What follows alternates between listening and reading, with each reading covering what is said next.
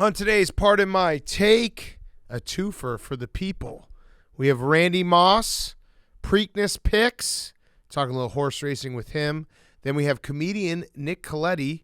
If you are a longtime AWL, you know Suh Dude.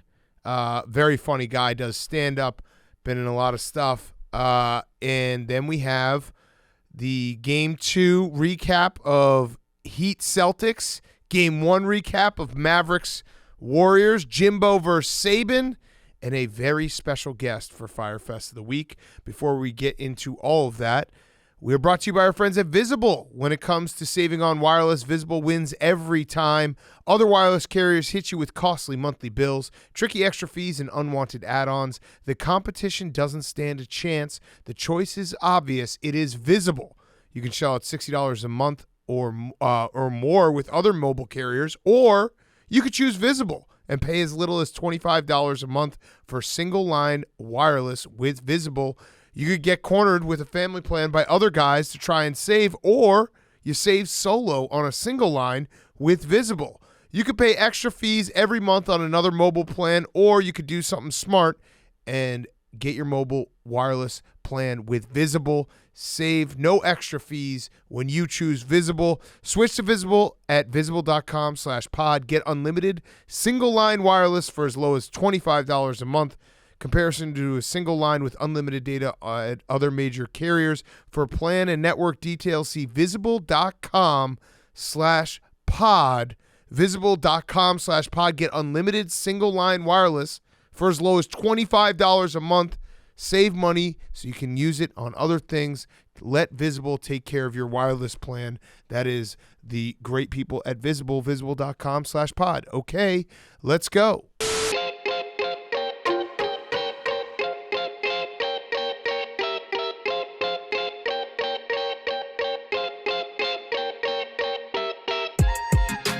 Welcome to Pardon My Take, presented by visible.com/pod. Get unlimited single-line wireless for as low as $25 a month when you use visible.com/pod. Today is Friday, May 20th, and the Celtics are back. Absolute whomp of the Heat in Game 2. Turns out Marcus Smart is very important. He had an insane night. Al Horford. Peyton Pritchard, I saw a stat before I walked in, tied the record, I think, for Celtics plus-minus in playoff games with Kendrick Perkins, plus 41 while on the court. And two legends. On top of all of that, Hank decided it wasn't enough to beat the fuck out of the Heat. He also slapped for Hank. Jake bad that Jake is sick. Okay, so let's set a reset of this real quick. Let's have Jake reset it, please, before you guys slander the conversation. Because I don't trust Team what Hank. Jake's about to say. You're saying Team Hank to the man that just punched you in your testicles, Jake. He asked me to. It was part of, context. We each picked two numbers from the machine. If you picked it correctly, you have to get tapped by a person of your choosing. Hank got the win over the Celtics. Celtics Heat stream. Figured 25-point win. Yeah, that it made the most sense. That's what the AWLs want. They wanted to see me versus Hank on the basketball, and I feel like that's a fitting way to end the stream. And so Hank really took a lot of liberty. Oh, no, Jake just dropped the laptop. He's worse down than bad. the laptop. It's because his testicles so swollen. He's down bad. Slid right off. He's down bad. So Hank, you just fucked him up so bad. You fucked him up, Big you Cat. did. what Jake left out is that Hank... Is that Big Cat was the one that invented the bet. Hank went up there and he slapped Jake with extreme malice. Oh, my God. The sound Yes. effect, it was a sound of like a large man doing a belly flop from a 10-meter platform. You took out like a year's worth of frustration with Jake on that one nut slap. No, I love Jake. The Best in the Office thing was great. It was a great clip for Stool Streams, great promotion. I had no issue with it. The step over, that was fine. No issue with that. None whatsoever. I reviewed the tape, and for context, again, we did a whole live stream. This was part of it. Every single quarter, we drew numbers, and somehow after the second quarter, Aria, the producer who was also in the room, he got his number chosen. He asked Big Cat to hit him in the nuts, and Big Cat, his first time, went too soft and missed, and it was awkward, and it was like, all right, well, I have to do it again. So that was kind of in my head where I was like, I obviously Gotta don't make this count. I don't want to hit him in the nuts, but I don't want to have to hit him in the nuts twice. I wish I hit him less hard, But I also don't know what I was supposed to do in that situation. No, I had to hit him in the It's fair nuts. game. And I had Hank's to hit him saying in the that he nuts. did you a favor by just. And so I hit him in the nuts. I Winding don't know up what. and hitting the shit out of I your plead scrotum. not guilty. And so Jake. But this- guilty for hitting him in the nuts. So- but not guilty for hitting him too hard. But then now Jake, like, I probably Hank is could've gone apologizing softer. to Jake, and then Jake is apologizing back to Hank. I'm also low-key mad at Jake because I think he just put a curse on the Celtics. Yeah, Well, that you was did. part of You it did, too. you It's did. part of like Heat and 5 Yeah, so karma. like now that's part I of it, definitely too. don't you did. But apologize. Hank, how are you saying that Jake put a curse on the Celtics Because he by could have you, chosen anyone. by you hitting him? Because he could have chosen anyone in the room. But This he is chose you. me. This is textbook abusive behavior from Hank right now. I'm He's gaslighting. He's making Yeah. you feel bad, Jake, about what he did to you. When in reality, it should all be Big Cat. If anyone should feel bad in this room, Why? it's Agreed, Big agreed. Cat. I literally told Jake that if he can't have children and he wants to later on in his life, I will fuck his future wife. That's a very nice thing for me to do. That's true. I mean, I guess that's true. I Right, did not so offer I'm a to do hero in this situation. Back to the game. I'm good if everyone's good. that. I'm great. I'm That- sorry. I don't think you're good. Yeah, that's okay. We wanted tension in this series, and now we have it. If you want to call me a puppet master, that's fine. We wanted tension. We have it. The Celtics, that was a crazy performance, though. 20 for 40 from 3. They were insane. I just saw the stat they had on SportsCenter. It was like the 5th largest road win in the playoffs of any team ever. Crazy, crazy win. Are they all the way back, Hank? Because you were scared because of game 1. Like game 1 shook you. They were up 20 in the first half. I was like, this game's over. And you're like, don't say that, don't say that. But it felt like they had control from literally I think it was 21 to like 14, and then the Celtics went on a 17-0 run, and they never looked back. I mean, the Celtics, if you really look at it, have had control for most of the series. So yeah, I felt Only won 2 quarters tonight. I felt super, super confident about the Celtics in the first half of the first game, and then it all fell apart, 39-14. So it would be fucked up and like bad of me to be like, oh, this game's over. We have this in the bag in the first half, no matter what the score is, because that third quarter of game 1 was scarring. Yeah. Make or miss league. It was a whomping. It was straight up a whomping tonight. And what's crazy is I was looking at the plus minuses too. Peyton Pritchard, they just adjusted his stat line, by the way, To 39. to 39. So Kendrick Boo. Perkins remains untouched. If you look at the plus minus on the Heat, Gabe Vincent only -3 on 24 minutes. Tyler Hero also played 24 minutes, -33. Oof. So Oof. that tough night for a boy Tyler. I like doing plus minuses too because it tells you that Omer Yurtseven You're at 7. +7. He should He have needs been in more all minutes. night. He needs should have more been in minutes. all night. He was, 6 minutes +7. That's efficiency. That's great in a loss like that. But yeah, this was a true whomping. I guess we'll see. Like I expected the Celtics to come out and play really well tonight, just because they're a very good team, and it doesn't feel like it feels similar to the Bucks series, where I think this will go back and forth.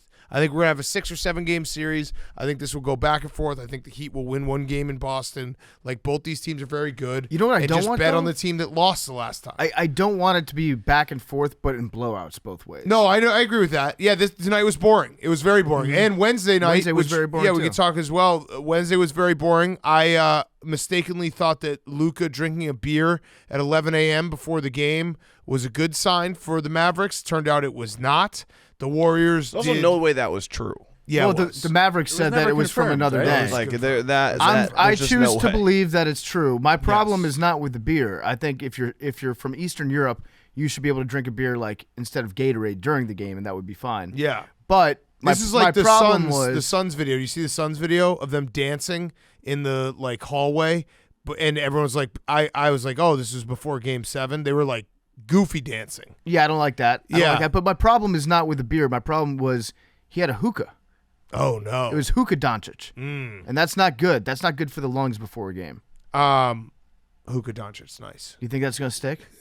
I don't know. I didn't even see the hookah in there. It's definitely somebody on Twitter. Somebody Yeah. on Twitter's hookah Doncic. Yeah. Oh, for sure. Yeah. Yes. Without absolutely. a doubt. Without a doubt. But yeah, that game was a blowout as well. The Warriors.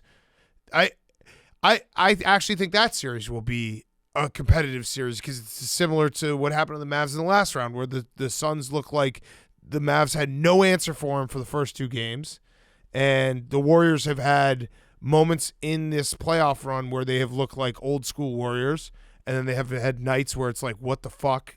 No one can like dribble. Everyone's just throwing it around. Clay sucks. It was good though to see Steph get like his full swagger back. Yeah, he did one shimmy like all the way down the court. Yeah. He just didn't stop shimmying. He wasn't even so- that incredible from three, but he hit one of those threes where it was like, this is not a good shot for anyone in the world except for Steph Curry. Yeah, but when he's hitting those shots, it's a Right. great shot. It's Right. actually the perfect shot that you draw Right. up for him. Right. I don't think I hope that series isn't going to be blowouts every single time. Although if it's going to be a late game, I'm okay with it being over at halftime. Yeah. If it's going to be like a 9:30 tip and it's over by 11, I'm totally cool with that. I also think it's just it was very similar to the Heat Celtics game 1, where it's like you have the team that just won an emotional game 7, and obviously it was a blowout for the Mavericks, but that has to be such an incredible feeling to beat the best team record-wise in the NBA on their home court by 40. Then you have to turn around and play the Warriors. It was essentially all the Mavericks role players that played out of their fucking mind against the Suns in that series, the end of that series, didn't show up. And that's what you get. We get back to Luka needs more help. Well, they shot like I think it was 20% from 3 or something like Yeah. that. Which if Luka's going to play Luka ball in the second half in the fourth quarter, you have to have guys that are hitting shots earlier in the game to Right. give him that luxury. Right. Because it can't be Luka versus the world when you're down 10 points. Right. Or you're down 14 points. Yeah. You have to keep it within single digits and then let Luka cook. Yeah. So, I mean, that was, two blowouts back-to-back. But that's okay. Well, I think we're going to get some good weekend games. What even is the schedule? What time's the game on Sunday? Every game is one day off, both series. Oh, fuck So we yes. get a game every day. I love Way that. to go, Yeah. NBA. Yeah, finally, right? Hockey's finally- Except the Yeah. hockey now is doing back-to-backs Saturday for this Florida 8:30. Yeah, series. Celtics are Saturday prime I think time. every game is 8:30 for all 7. Yes. Maybe Oh, 9 p.m. for West. Are they going to continue to Motherfucker. screw over Southern Florida by scheduling every game at the same time? No, but the 6 of the 7 games are together, except they've made the Panthers Lightning play a back-to-back because of a Kane Brown concert in Tampa. Oh. Disgusting. damn. They Are you won feeling okay, back-to-back. Jake? Yeah, I'm good. Thank you for checking in. They do a back-to-back in Tampa as if that team hasn't had experience playing late into the postseason. Like, couldn't be a conflict. No. There was also another all-time moment on the stream featuring Jake, which is his beloved Panthers lost in literally the last second of the game. They ended up adding like a 2-second addition to the clock, but at the time they got scored on with 0.9 seconds left, and Jake saw it happen, and his reaction was perfect. It was like, what was it? Oh, no. Yeah, and oh, then he started no. smiling immediately after because he knew. It was like a smile of shock, though. It was Yeah. a smile of shock, but also a It smile. was actually happy. Also a smile of like, what a moment of sports. Yeah. That's crazy. Yeah, like that was a wild moment of sports. Right. To Yep. score a goal, a game-winning goal with a second left. That's wild. Yeah, if it wasn't the Panthers, it would have been the same exact like tone, just oh wow instead Yeah, of oh yeah, no. right. So Oh, wow is good. Oh, no, bad. Got yeah. it. Okay, let's get to the rest of the show. We got some Saban and Jimbo coming up. A great discussion. And then we'll have Randy Moss, Nick Colletti, and make sure you listen to Fyre Fest because we have a very special guest on Fyre Fest this week. We're brought to you by our friends at SiriusXM app. Listen to the SiriusXM app at home or anywhere you are. No car required. Stream it all on your phone, online, or at home. Over 425 plus channels are on the SiriusXM app. Enjoy ad-free music channels for every genre and artist-dedicated channels. I actually have SiriusXM in my car. I love it. I listen to games. I listen to the Grateful Dead channel. Sneaky, one of the best channels. Tom Petty channel. Love that channel. It's also you get the nice Tom Petty talking to you from beyond the grave, which is just nice. It's a nice touch. SiriusXM, though, has everything. It's the best thing for your car, or even if you're not in your car, you can listen to audio all day long with the SiriusXM app. Check it out. Stay informed with world-class news from every angle and hear from the brightest stars in entertainment with original talk and exclusive comedy on the SiriusXM app. Subscribe now and get your first 3 months for free at the SiriusXM app. Visit SiriusXM.com/pardonmytake offer to sign up. Offer details apply. Check out that Grateful Dead channel. It's very, very good. Good time for the summer, too. SiriusXM.com/pardonmytake offer to sign up. Offer details apply. Okay. Well, World War III broke out today in the college football world. Actually, I should say it broke out on Tuesday night when Nick Saban decided to hit the nuclear button, and then Jimbo Fisher decided on Wednesday to hit his nuclear button, so they both destroyed each other. I'll give a little background for anyone who maybe isn't tuned in to the college football world. Nick Saban on Tuesday night it was like one of those meet and greets that college coaches do where they basically go and talk to people for an hour, get some donor money. Nate Oates was there. It's kind of like they go talk to some of the biggest donors in the area, Yeah. guys that are boosters, guys that buy a lot of season tickets, and it sounds like Nick Saban was kind of like subtly hinting to them, hey, if we want to be able to compete long term, maybe start paying these guys some more NIL money. And so I heard from someone on the ground too that essentially the regular event went normal, and then after their Q&A happened, and it almost felt like Nick Saban didn't realize that all the media was there, even though they all have cameras, and it's like there's the media. So Nick Saban said about recruiting, I mean, we were second in recruiting last year. A&M was first. A&M bought every player on their team, made a deal for NIL. We didn't buy one player, all right, but I don't know if we're going to be able to sustain that in the future because more and more people are doing it. It's tough.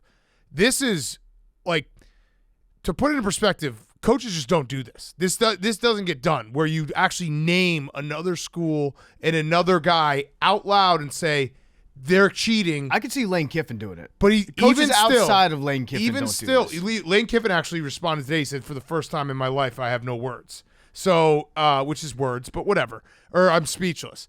It's like one of those things that all of them complain to each other and to complain to journalists behind closed doors off the record, but they never outright say, that guy cheated, he bought all his players. And it's clearly Nick Saban, like, where's the motive? Oh, he actually said it to you right in the first line. He said, I mean, we were second in recruiting last year. They were second. So he's mad. Nick Saban doesn't like to lose. Yeah, he lost on the field too. He lost to Jimbo Fisher, and I think it was just him being like, hey, we need to do exactly what Jimbo's doing, but we need to do it better. That's, I think, the message that he was sending, but then it got interpreted as like he named names, and so you don't do that. You said World War III, I'd say like the Civil War if both sides were the South. Yeah. And then Jimbo was like emergency press conference tomorrow morning, and Jimbo showed up and just he opened up the kimono. Oh, he went torch roast. By the way, it's not even World War III. It's not even Civil War. It's buyrnr.com because these are two West Virginia boys. So Jimbo and Nick Saban both from West Virginia. That you should buy rnr.com because when West Virginians fight, there's nothing like it tonight. Tune in. PFT will be there. I'll be on the call doing the anthem. PFT's got his secret thing coming, which is going to be great. So this is basically our rough and rowdy in college football. But yeah, do you actually have it, PFT? Oh, it's being shipped there. Oh, wow. Okay. Yeah, All special right. delivery. Let's hope it gets there. Now it's officially built up so big that everyone's gonna be pissed off. Well, no, because you bleeped it. You bleeped it, so it could be anything. Yeah, but now that we're talking about it again, now people are gonna be like, "Oh, that's what it is." Whatever the why did they spend half of every episode of Part of My Take talking? Well, about whatever the coolest thing that happens tomorrow night, you can be like, "That was it. That was my thing." I brought that knockout." Yeah. Yeah. So Jimbo Fisher, he said in response, like you said, PFT, he called the press conference, which is just a hilarious move. It's stone cold. Like the glass shatters, like 10 a.m. media availability. See you there. What just happened was they're essentially drug dealers, and they both know that the other guy's breaking the law. Right. Oh shit, that guy has illegally registered firearms. Yeah. No shit, everybody does. That's what we do in this business of ours. This is our thing, La Cosa Nostra. Mm-hmm. And then Jimbo, he saw Saban run his mouth, and now it's a snitching situation. If you're going to be the first guy that snitches, then I'm going to snitch on you. So what Jimbo Fisher essentially did, this is all, by the way, indistinguishable from an episode of Real Housewives, except they just happen to be football coaches. Correct. This is the guy's version of Bravo. Actually, they're more direct than Real Housewives because usually Real Housewives, it takes till the reunion show for this stuff to happen. Real Housewives, they'll say shit to the camera behind, like without anyone seeing. They're just going direct at each other. Yeah, so Jimbo, they're going fucking shot for shot. So Jimbo didn't really say anything concrete to pin Nick Saban down on, but he did allude to a lot of stuff. And you know why? He alluded to it because a lot of the stuff that Nick Saban was doing was when he was at LSU. Correct. When Jimbo Fisher was also there. He's and implicating himself. And didn't have a problem at the Correct. time. But he was like, he referred to Nick Saban as God. Yeah, so and that's going to be tough to get people to disagree, like especially people in Alabama. Like Nick Saban is pretty much God. He's probably above God. Yeah. And he was like, if you're going to call a guy God, you might. The quote was, "Go dig into God how did." Excuse me, I'm trying to get this right. Go dig into how God did his deal. You might find out about a guy like God a lot of things you don't want to know. Yeah.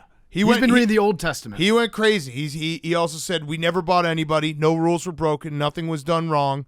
It's despicable that a reputable head coach can come out and say this when he doesn't get his way or things don't go his way. Ding, ding, ding. That part Jimbo's right. Mm-hmm. That's 100% correct. And side note, like, there's a reason why it's not only Texas A&M because they had the number one recruiting class. They also have one of the wealthiest alumni bases in like budgets and all those things. Like in terms of teams that can compete with Alabama, they're a significant threat to Nick Saban going forward. But he went on to say the narcissist in him doesn't allow those things to happen. The parity in college football he's been talking about. Go talk to coaches who coach for him. You'll find out all of the parity. Go dig into where he's been. You can find out anything. This is my favorite part. And it's a shame you've got to sit here and defend 17-year-old kids and families and Texas A&M because we do things right. We're always going to do things right. I love when coaches bring in they're just kids. Listen, we're here to turn young men into adults. Mm-hmm. And what you're doing to the grandmothers and the mothers of these young kids is despicable. Yeah, he said, I hate it for our players who are coming here, who did things the right way, have done things the right way, will continue to do things the right way. And then also in this, Nick Saban put a couple ricochet shots at our boy Dion. Yeah. And named names and was like, hey, at Jackson State, they're getting some recruits that they're paying money for. Listen, Nick, Deion Sanders did not pay a nickel. We, on the other hand, paid $2.5 million at a new Chevy Corvette to get them their recruiting class. I said to Jack Mack, who does a great job with Unnecessary Roughness, where do you think the pile sale goes to? It's Travis Hunter. It's going to Travis Hunter. Yeah, it's Travis Hunter. But one last thing with Jimbo, because I want to talk about the Dion part. Jimbo also has completely deaded Nick Saban. He said he got a phone call from him. He said, we're done. He didn't pick up. He showed who he is. He's the greatest ever, huh? When you've got all the advantages, it's easy. You coach with people like Bobby Bowden and learn how to do things. You coach with other people and learn how not to do things. There's a reason I ain't went back and worked for him with opportunities. Don't want to be associated with it.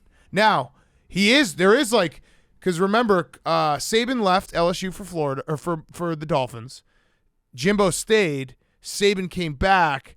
Jimbo didn't go with Saban when he came back. He didn't go to Alabama. He went to Florida State. So there is at least like a point in Jimbo's career where you can point to it like he probably could have returned to Nick Saban and he decided not to. Either way, it really is like mutual destruction because Jimbo's essentially saying he cheats, and if you start to dig into it, I cheated too. Yeah, we all cheated. Right. Yeah, no shit. You just don't talk about the cheating. Everything was copacetic in college football when we just ignored the fact that everyone was cheating all the time. Let's go back to that era. I like the structure and the format of where we're at in college football now where like you can cheat, but the players are also getting more of the money that goes along with the cheating. Just cheat. Do whatever the fuck you want. No one cares. The NCAA is not the cops. And right now this has turned into essentially if the SEC had an East Coast and a West Coast rap beef from back in the 90s, that's what we're into right now. Like this is pretty close to I've already got it set in my calendar right now to observe the handshake after. Yeah. Will there be a handshake? Dude, how about the SEC Media Day? Now, knowing how the SEC runs and how Greg Sankey runs everything, they'll probably kiss and make up behind closed doors because that's just the SEC has it figured out that like we all are together because we just beat the shit out of everyone else. Like at some point you can't have the infighting because then everyone snitches on everyone gets investigated because that's the best part about this is like the NCAA has to at least pretend to investigate both Alabama and Texas A&M after this. You know who got off scot-free with all this?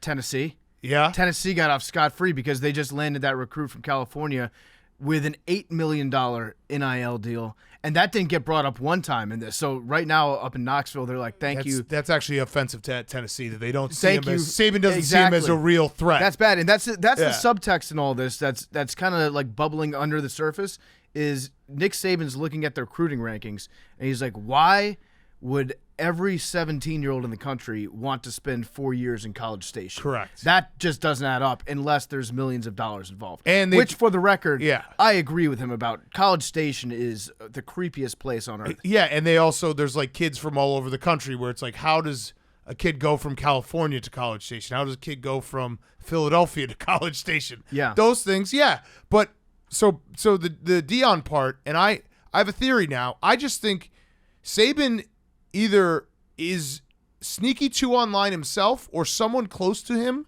is too online, because the Dion allegations, Saban even said like it was printed in the paper. No, it wasn't. It was literally a rumor that was made up by mad Florida State fans. It's a message board rumor Yeah, that got started because they were pissed off that their guy got away, Right. and that Deion Sanders, their alumni, took him away, and then somebody online with an account, probably like a power user, a guy that's got like the fourth biggest tailgate party at Florida State, he went onto the message board and was like, that's Barstool money, and now everyone's like, it's been reported. Right, that it's been Barstool- reported. And then Yeah. the same thing happened with the Jimbo thing. Now, Jimbo obviously gets the number one class. There probably has been a lot of NIL money. But remember, Jimbo, in a press conference in January, called out a message board. I think it was a Bro Bible article. It was a comment section of Bro Bible. He literally quoted it. He was like, some guy named Sliced Bread. So either that's Saban or someone in Saban's camp is Sliced Bread, the username, because all these things that Saban is saying are just, they're things that are just floated out on the internet where you can find anyone bashing any program at any point. Nick Saban- Also, they're Affleck boys. Yeah, Dion and Saban. That Yes, was gonna my be first weird. reaction too. Like Yes. that's a kind of a crazy move. Now I love Dion. I love Coach Prime. He's our guy. We'll back him till the end of the earth. But with all that said, he's on the clock because he's doing a little bit of LeBron Q&A. He was like, I will address these. I'm waiting for it. He had a I would great- like to see it. I mean, the graphic that he put out when he said, I'm about to address, it was a video of Dion, and it said, like, I will be addressing Nick Saban's comments at some point soon in the future. Right. I think if I know Dion, he wants to go just absolutely scorched earth and turn on like preacher mode. Yeah. Because he can get into preacher mode and start talking about the Lord, and then Nick Saban's not going to have shit to come back with. I just need him to do it. I don't want to wait. I want him to just do it because whatever he says, I'm going to back 100%. Yes, Like I don't care what it we is. have Dion's back, but this whole thing is just so awesome because it really is. This is not done. Guys don't do this because, like you said, everyone cheats. So when you start airing out everyone's dirty laundry, like when Nick Saban said we don't buy players at Alabama, guess what? Now people are going to start looking a little bit closer, and you saw Nate Oates probably squirm next to him when he was at that event. He's like, wait, what do you mean by we? We don't need to look at anyone closer. Yeah, please. like relax. Yeah, to go back to the war analogy, Billy's not here right now, so I'll hop into Billy's brain real quick on this one. Low key. Low key in this one, Nick Saban is like Putin. They're both like two He's almost dead. old short guys that they kind of bit off a little bit more than they could chew on this one because they're old and they're irrational actors. Low key. Low key, so Nick Saban is like he's invading the Ukraine by pointing fingers at Jimbo Fisher, but he's not going to like the backlash from like the international community of Greg Sankey. Yeah. Also, you throw in something like, low key, if any of these schools want to give me some money, like low key, I'd take it.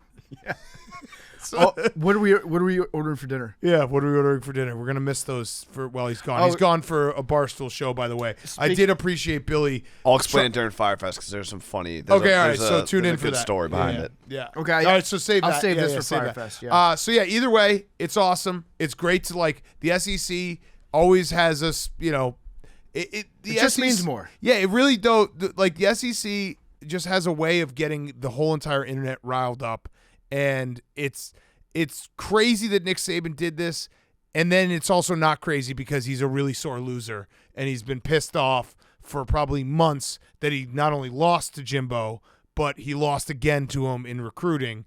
And, like, I think Alabama's going to be just fine. Nick Saban talking about parity was one of the funniest things ever because, like, dude, I think you're I think he's lost like 25 games total And that's- in like 15 years at Alabama. That's basically the reason why he left the NFL Right. after one season. Because too much parity. Was there was too much parity. Yeah, right. He fucking hates parity. He wants his oligarchs to be doing well, and he wants to just smash everybody else. Jimbo and Saban, the war that they've started between each other, the fans are going to take the next step. Yeah, the fans are going to start doing the digging before the NCAA gets to it. So you talk, was it sliced bread? Sliced bread. Look for sliced bread. Oh, I got to try to find the clip. I'm surprised that sliced bread. Like Nick Saban doesn't seem like a bro Bible guy. He seems like a chive guy. I don't know, but he I mean, KCCO. listen, Roll he- Tide. All right, here we go. I found it. Here we go. What is the biggest misconception KCCO. out there relative to what actually is going on? No funds or all these things that people were talking about, and the high school kids for sure. Players and your team, they do get those things. We were one of the low ones. I mean, I remember right, it was Nick who brought up his quarterback got $1 million deal.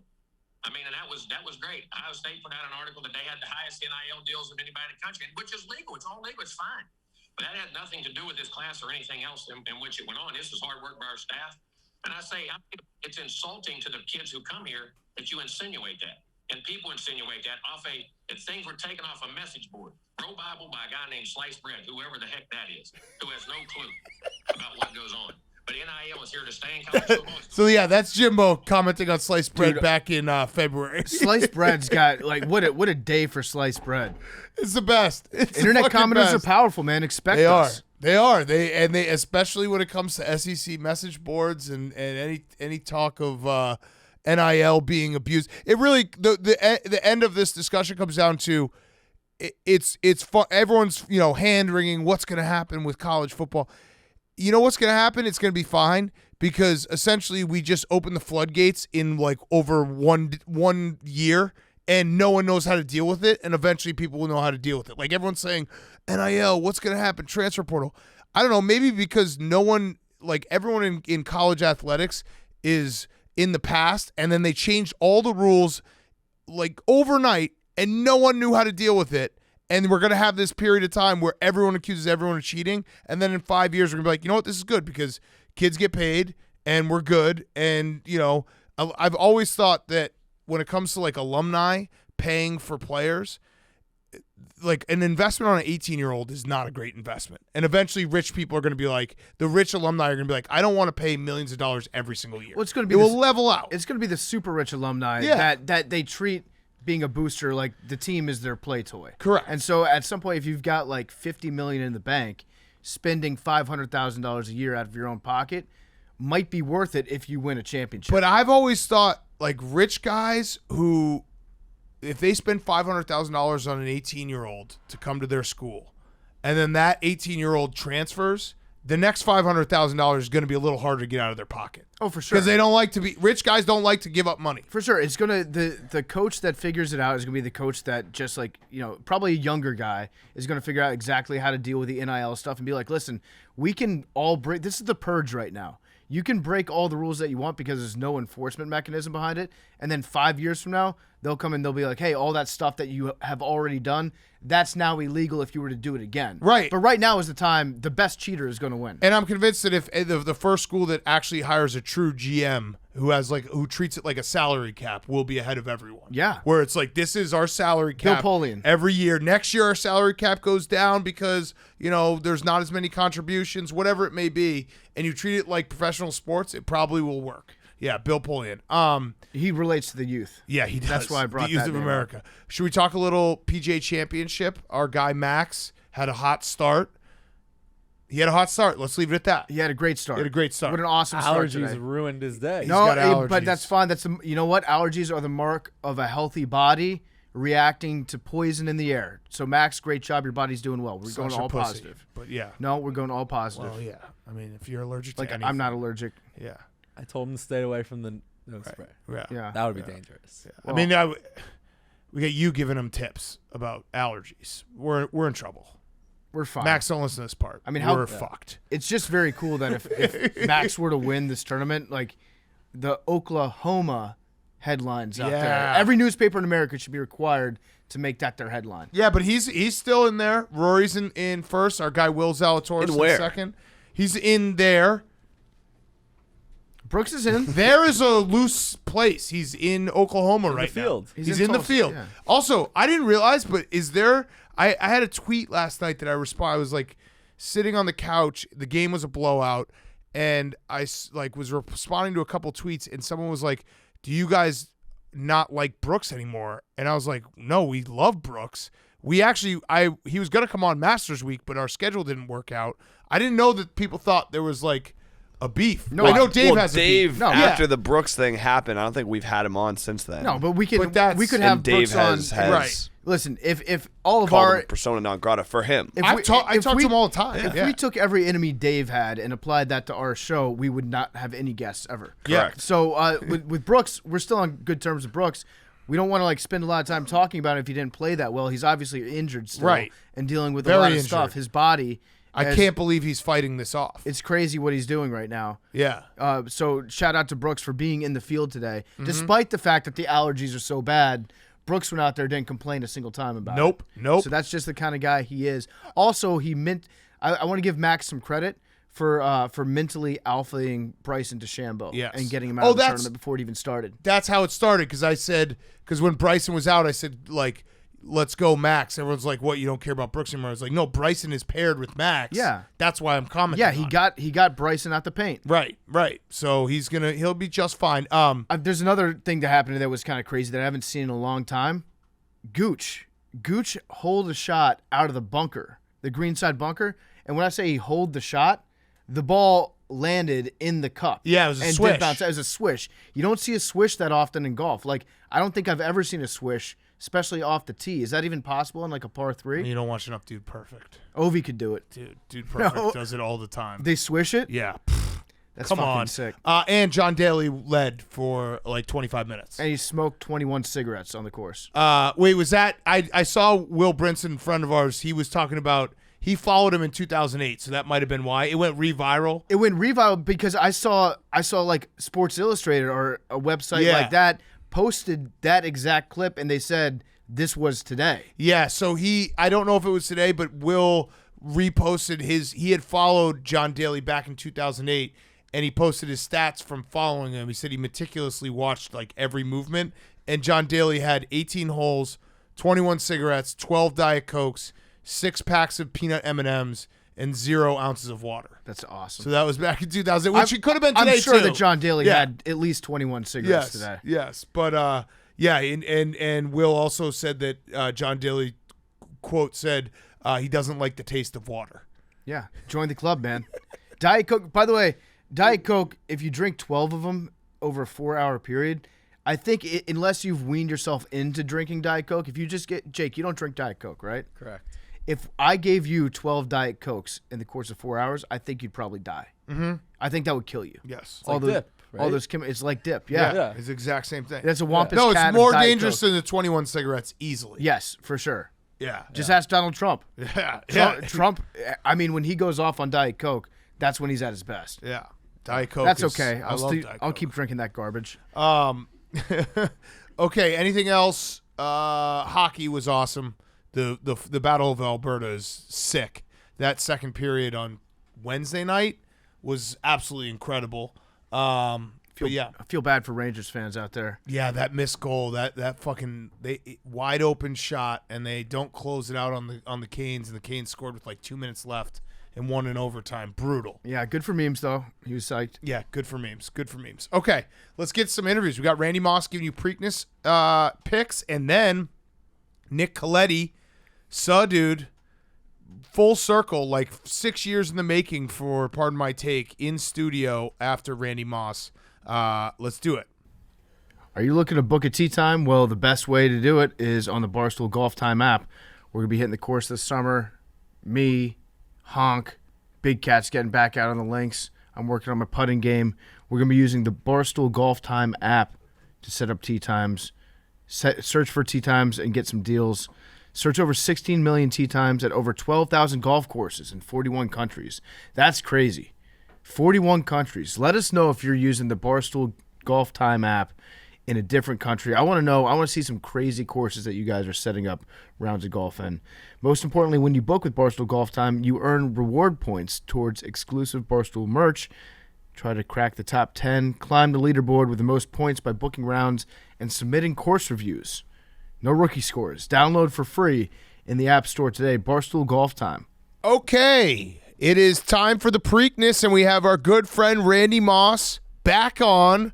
Let's not talk about the Kentucky Derby picks because whatever. Let's just leave that in the past. I do want to have busted everybody big enough to carry money, basically. Is Yeah. what I did for you guys. Yeah. Yeah, but let's at least talk about the Kentucky Derby winner, Rich Strike, not racing in the Preakness. First, I was trying to give a good analogy for like what it was like for this horse and this trainer and this barn, everything to win that race. What was the analogy you used for like in football terms or any other sport? You know, I tried to come up with an analogy for football, and there's really not one, because there's much more parity in the NFL, I think, than the chance that this horse had going into the Kentucky Derby. I'll tell you how shocking it was to me. Okay. I am 100% anal when it comes to preparing for these races, especially a race like the Kentucky Derby. I mean, we talked to every trainer. We talked to some of the owners. We talked to quite a few of the riders. I mean, we're ready for anything to happen. 20 horses in the Derby, 19 of them we reached out and talked to. One we didn't. And that, of course, was Rich Strike. Wow. So lesson learned. Yeah. Lesson learned. I mean, he only got into the race on Friday, so, you know, there is an asterisk there. But it was a complete and total shocker that horse was able to win. Bulletin board material for Rich Strike. He was like, no one even wanted to talk to me. No one wanted to learn my name before the race. I'll go out there. I'll prove the haters wrong. So after the Kentucky Derby, I'm always curious because I don't really know anything about horse racing. How long does it take for the horses to recover from that one race? Like, is there training, or do they like kind of slow off on the training for the next couple of days, the next week, to let them recover from that strenuous event, or is it just like, okay, back in the routine?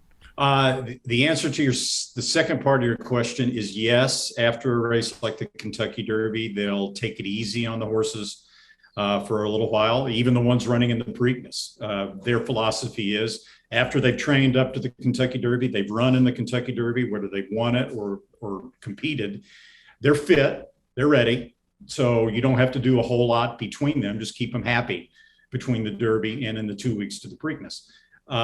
In terms of how much it takes out of the horses, it depends on the type of race they had. It mostly depends on the individual horse. Some horses are knocked for a loop, and it takes them 5-6 weeks to recover. Some horses look like they could run 2 days later, you know. Mm-hmm. Rich Strike is a horse that apparently came out of the race okay and had some energy, but they felt, and they even said this before the Derby, they felt like his best races began to come when they gave him a lot of time in between races, and that's why they didn't want to come back and run in the Preakness in 2 weeks. Yeah, I mean, it stinks. It takes a little bit of the allure away. I'm still going to watch, but unless there's an injury, I think the horse should have to race, but that's neither here nor there. When you're talking about the Triple Crown. So what PFT just said, there's the Preakness, 7 out of 9 of the horses are off are basically raced 2 weeks ago. There's some that raced in the Oaks and other races that weekend. How much of an advantage is it for the two that are, fresh legs? They haven't raced, in the last couple of weeks. Do they have just a big advantage over everyone else? Because I remember last year, I'm pretty sure Rombauer hadn't had a nice rest beforehand as well. It's definitely an advantage, Biquette. It is. The reason why trainers say they don't like to come back in 2 weeks into the Preakness is because they believe it's counterproductive for the horse, for their energy level, for their overall future, right? Ergo, it stands to reason that the horses that have more time than that will benefit from it. And you saw it with Rombauer, as you pointed out. We've seen it quite a few times over the years. The only caveat there, it is, for example, a horse like Early Voting, who ran his last race in the Wood Memorial and skipped the Kentucky Derby to be ready for the Preakness. They did the same thing, the same connections with a horse named Cloud Computing in 2017, and it worked. He was fresh. He came in. He won the Preakness. But what you have to look at, yes, it's an advantage, but typically the best horses run in the Derby. So you get horses that are fresh that come into the Preakness and they have that edge, but they're not good enough to take advantage of it. Yeah, right. And it brings up a similar point with Epicenter, who will be the favorite on Saturday, who on paper should kill everyone in this race because like his 3 fastest races are faster than anyone else. But is there going to be a wall that he hits where it's like, hey, at some point it will kind of regress a little bit here? Do you handicap that at all? Do you try to predict a regression wall coming for a horse like Epicenter, who is faster than every other horse in this field? Typically at this level, when you get horses that run well in the Kentucky Derby, like the Kentucky Derby winner, I mean, they have a really strong win percentage coming back in the Preakness. It surprises a lot of people when historically you look and see how well the Derby winners hold their form despite the 2-week gap coming back in the Preakness. It's then after that where you get the problem, right? It's the 2 weeks and then now the next race, if they have to come back in the Belmont, or they need a lot of time generally after that, those 2 tough races back to back. So I expect Epicenter to run his usual race. I agree with you. I think that he stands out in the field on paper. But a horse like Early Voting would have an edge. He'll probably set the pace. Epicenter should be right behind him. And Early Voting does have the edge of rest, having not run since the Wood Memorial. So that will help his chances. The filly comes off a really good race in the Kentucky Oaks. She'll get some play. Right. Yeah. I think Epicenter is going to be about 4 to 5 or even money, though. So really you allude to the fillies, Secret Oath. If you were to pick like one of the Triple Crown races that fillies tend to fare the best in, would it be the Preakness? Yes. We haven't had a Kentucky Derby, a filly that's won the Kentucky Derby since Winning Colors in 1988. Before that, it was Genuine Risk in 1980. Before that, you had to go way back into the teens, like Regret. So, it doesn't happen very often, but we saw Rachel Alexandra, for example, beat the boys in the Preakness. I think that was 2009, very impressively. But I do think that the Preakness is usually a better race for fillies. I think than the it's Kentucky. I think it's 6 times a filly has won the Preakness, which is more than the other 2. So, now in terms of the price for a filly, for people who don't know horse racing, filly is a female horse. It usually does like float up on race day. Do you think there's a little bit of value in a filly at the Preakness who, when you sit there on Saturday and you're watching the price float up, you're like, hey, this horse is really good. People are just not betting it because it's a filly.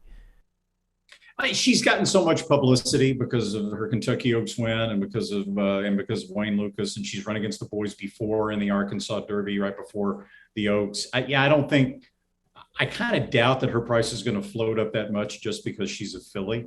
I think she'll be a good price simply because Epicenter, in my opinion, is going to be 4 to 5 or even money. Yeah. And that's going to drive the price up on everybody else. So I think she'll probably be 6 to 1 or so by the time they open the gate. Maybe once the square bets start to come in on Saturday morning and it's all the Johnny-come-latelys and their internalized misogyny, yes. Then the price floats up a little bit, and then we strike, then we're the new girl boss. Mm-hmm. Yeah, all the jacks out there betting on Happy Jack, right? Yes, Yeah, yes. exactly. No, I That's mean, a good it's point. It's a real thing. We can maybe get a nice price. Is there a different so we say like sharps and squares all the time when we're talking about, sports gambling. Is there an analogous term to horse racing for like some jackass that doesn't know what he's doing versus a guy that really knows the ponies? Yeah, dumb money. That's what it's been called in horse racing forever. You got the wise guys who know what they're doing, and you got the dumb money. And what's interesting in the whole arc of thoroughbred racing is that, back in the I'm getting real deep into the weeds here, but back in the real heyday of horse racing, the 40s and 50s, 60s, even 70s, there wasn't a lot of options for people who wanted to gamble. Right? Vegas wasn't really Vegas. It was for the Rat Pack maybe, but it wasn't that, commercially available to most people to jump on a junket and go to Las Vegas. Lotteries weren't really in existence. I guess if you lived in a big city and you wanted to play the numbers on the street, you could. But for the most part, anybody that really wanted to gamble went to the racetrack. So there was and a lot of people like to gamble. So there was a lot of dumb money being bet in horse racing, and it was possible to do really well if you were a horse player that knew what you were doing and really, really paid close attention. Now in thoroughbred racing, one of the challenges for bettors, for big bettors, is that a lot of that dumb money has been siphoned away. They're playing slot machines at the casino, right? Or, they're playing the lottery, or they've got so many other options to scratch their gambling itch instead of horse racing, which requires a lot of work, a lot of homework. So now you get wise guys betting against wise guys in horse racing predominantly. And it makes it a lot tougher for those people who try to do this for a living. I think sometimes people get intimidated by the racing sheet. Like, I remember the first time I went to a horse track, I was like, that looks like you're asking me to do my taxes. I don't want to do paperwork. I want to make money. There's a machine right over here. I can press a button, a wheel spins, and then music plays, and then coins come out. That's a lot. Like, I am the dumb money that you want betting on horse racing. Just like if you simplify. One of the challenges in horse racing right now, you just nailed it. People don't even want to pick their own lottery numbers, for crying out loud. They do quick pick. Exactly. Yeah, and now you're asking them to decipher all of this stuff in the racing form. And I will say, the people that do try to learn this and really make an effort to study horse racing and try to figure it out, you'd be surprised at the percentage that get hooked on it. Hooked is probably a bad word. They don't become compulsive gamblers, but they really develop a fondness for the sport, and they become big fans. But the problem is just getting past that initial hump of getting people to want to spend the time to learn about the sport and how to bet. It's also, I think there's a intimidation factor of just like the actual bets themselves. People don't usually know how to do exotics, which make it a lot of fun. The reason why I love horse racing is there's something about the rhythm to, all right, we're going to go to the track all day. It's race. It's 30 minutes looking at the sheet. It's race. It's like that rhythm is something just, it's just a great way to spend 7 or 8 hours where it's just like, all right, here comes the next race. Here comes the next race. And you have those 30-minute gaps in between where you can have a drink, but you're also studying for the next one. It's a great day to spend a summer afternoon. I agree. And time flies when you're doing that and you're really into, studying and all that. And whereas if you play the stock market or something like that, you got to wait a while, or let's say you even bet a football game, you got to wait 3 hours to see if you win or lose. Horse racing, you get a verdict every half hour and you move on. Yeah. So you get a lot of action that way. It is the best. It's not like casino action, Fast and Furious, but there's a certain allure to it, the pace. I agree. All right. So let's talk little Friday, Black Eyed Susan. You'll see Randy Moss on TV. We need some picks or any race that you like, because we're going to take them. You've never steered us wrong 2 times in a row. You can't blame you for the Derby, because I think everyone was like, who the hell was that horse? Was there any actual analyst out there that said, like, keep your eye on Rich Strike? This horse could make some noise. I know no one's talked about him, but I like him. No. Yeah. It really was no. I knew one guy who bet it, and it was one of our security guys, and he bet it, but then I looked at like his hand. He had every single horse. So I was like, all right, well, I mean, it's a good hit, but you also had every other horse. I feel like Eddie O would show up after the race and be like, I actually had him. Yeah. I had that guy. Yeah.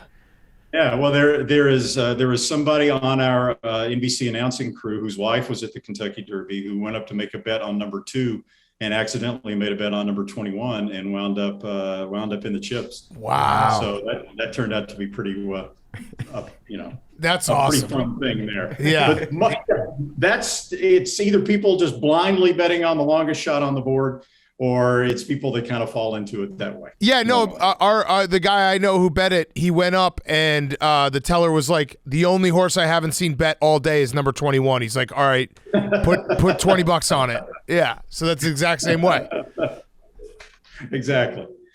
To me, I think I'll give you a horse that I like in the Black Eyed Susan. It's a local horse, a Maryland horse. You don't get that many of those that win the Preakness or the Black Eyed Susan. Her name is Luna Bell.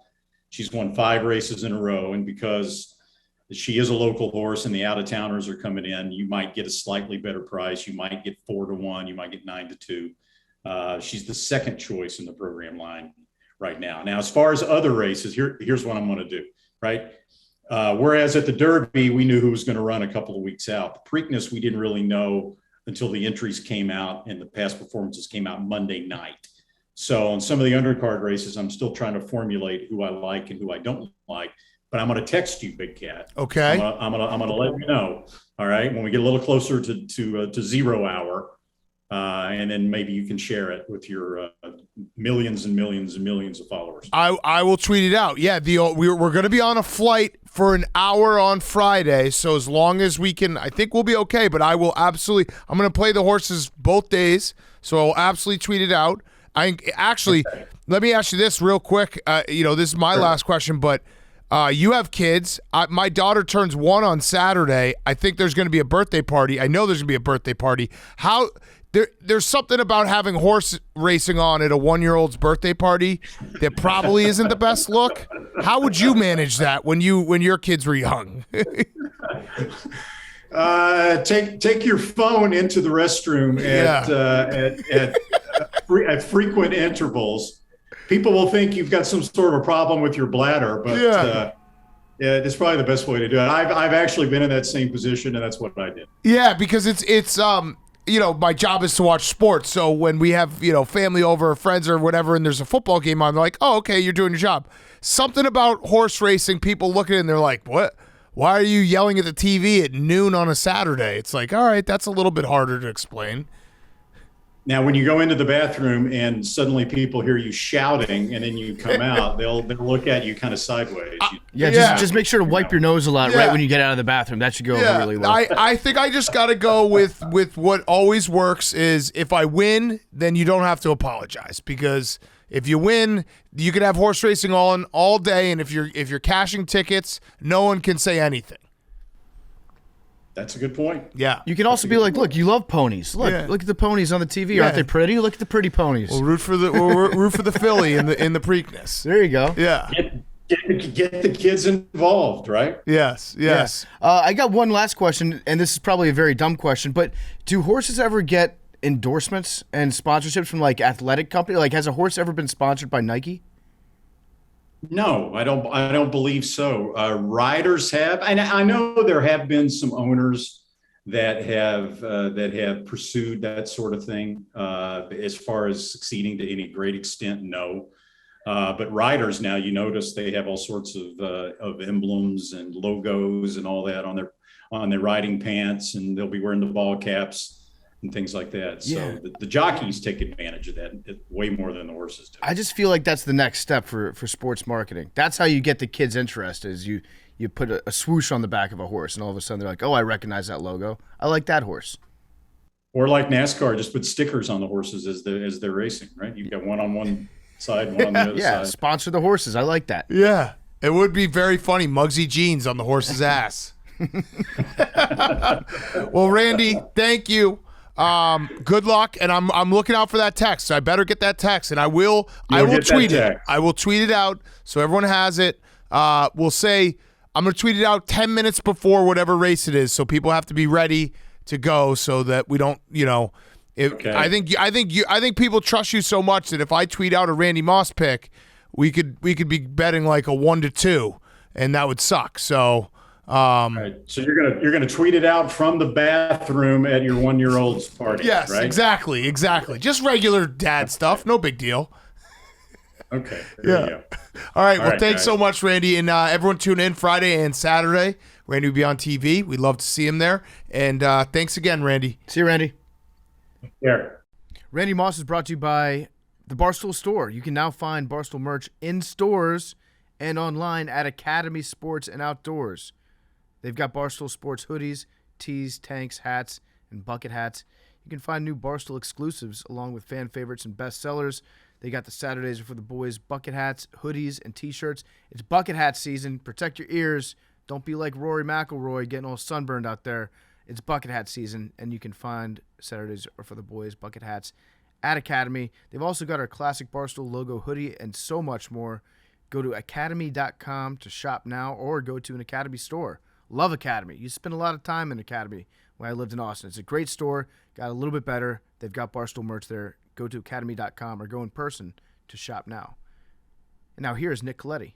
Okay, we now welcome on a very special guest.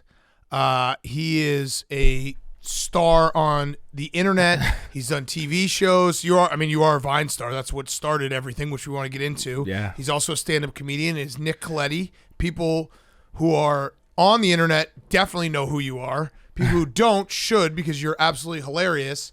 And welcome to the show. We got to start though with I got to thank you. I got to thank you. You don't even know that we're going to thank you, but I'm going to thank you. Okay.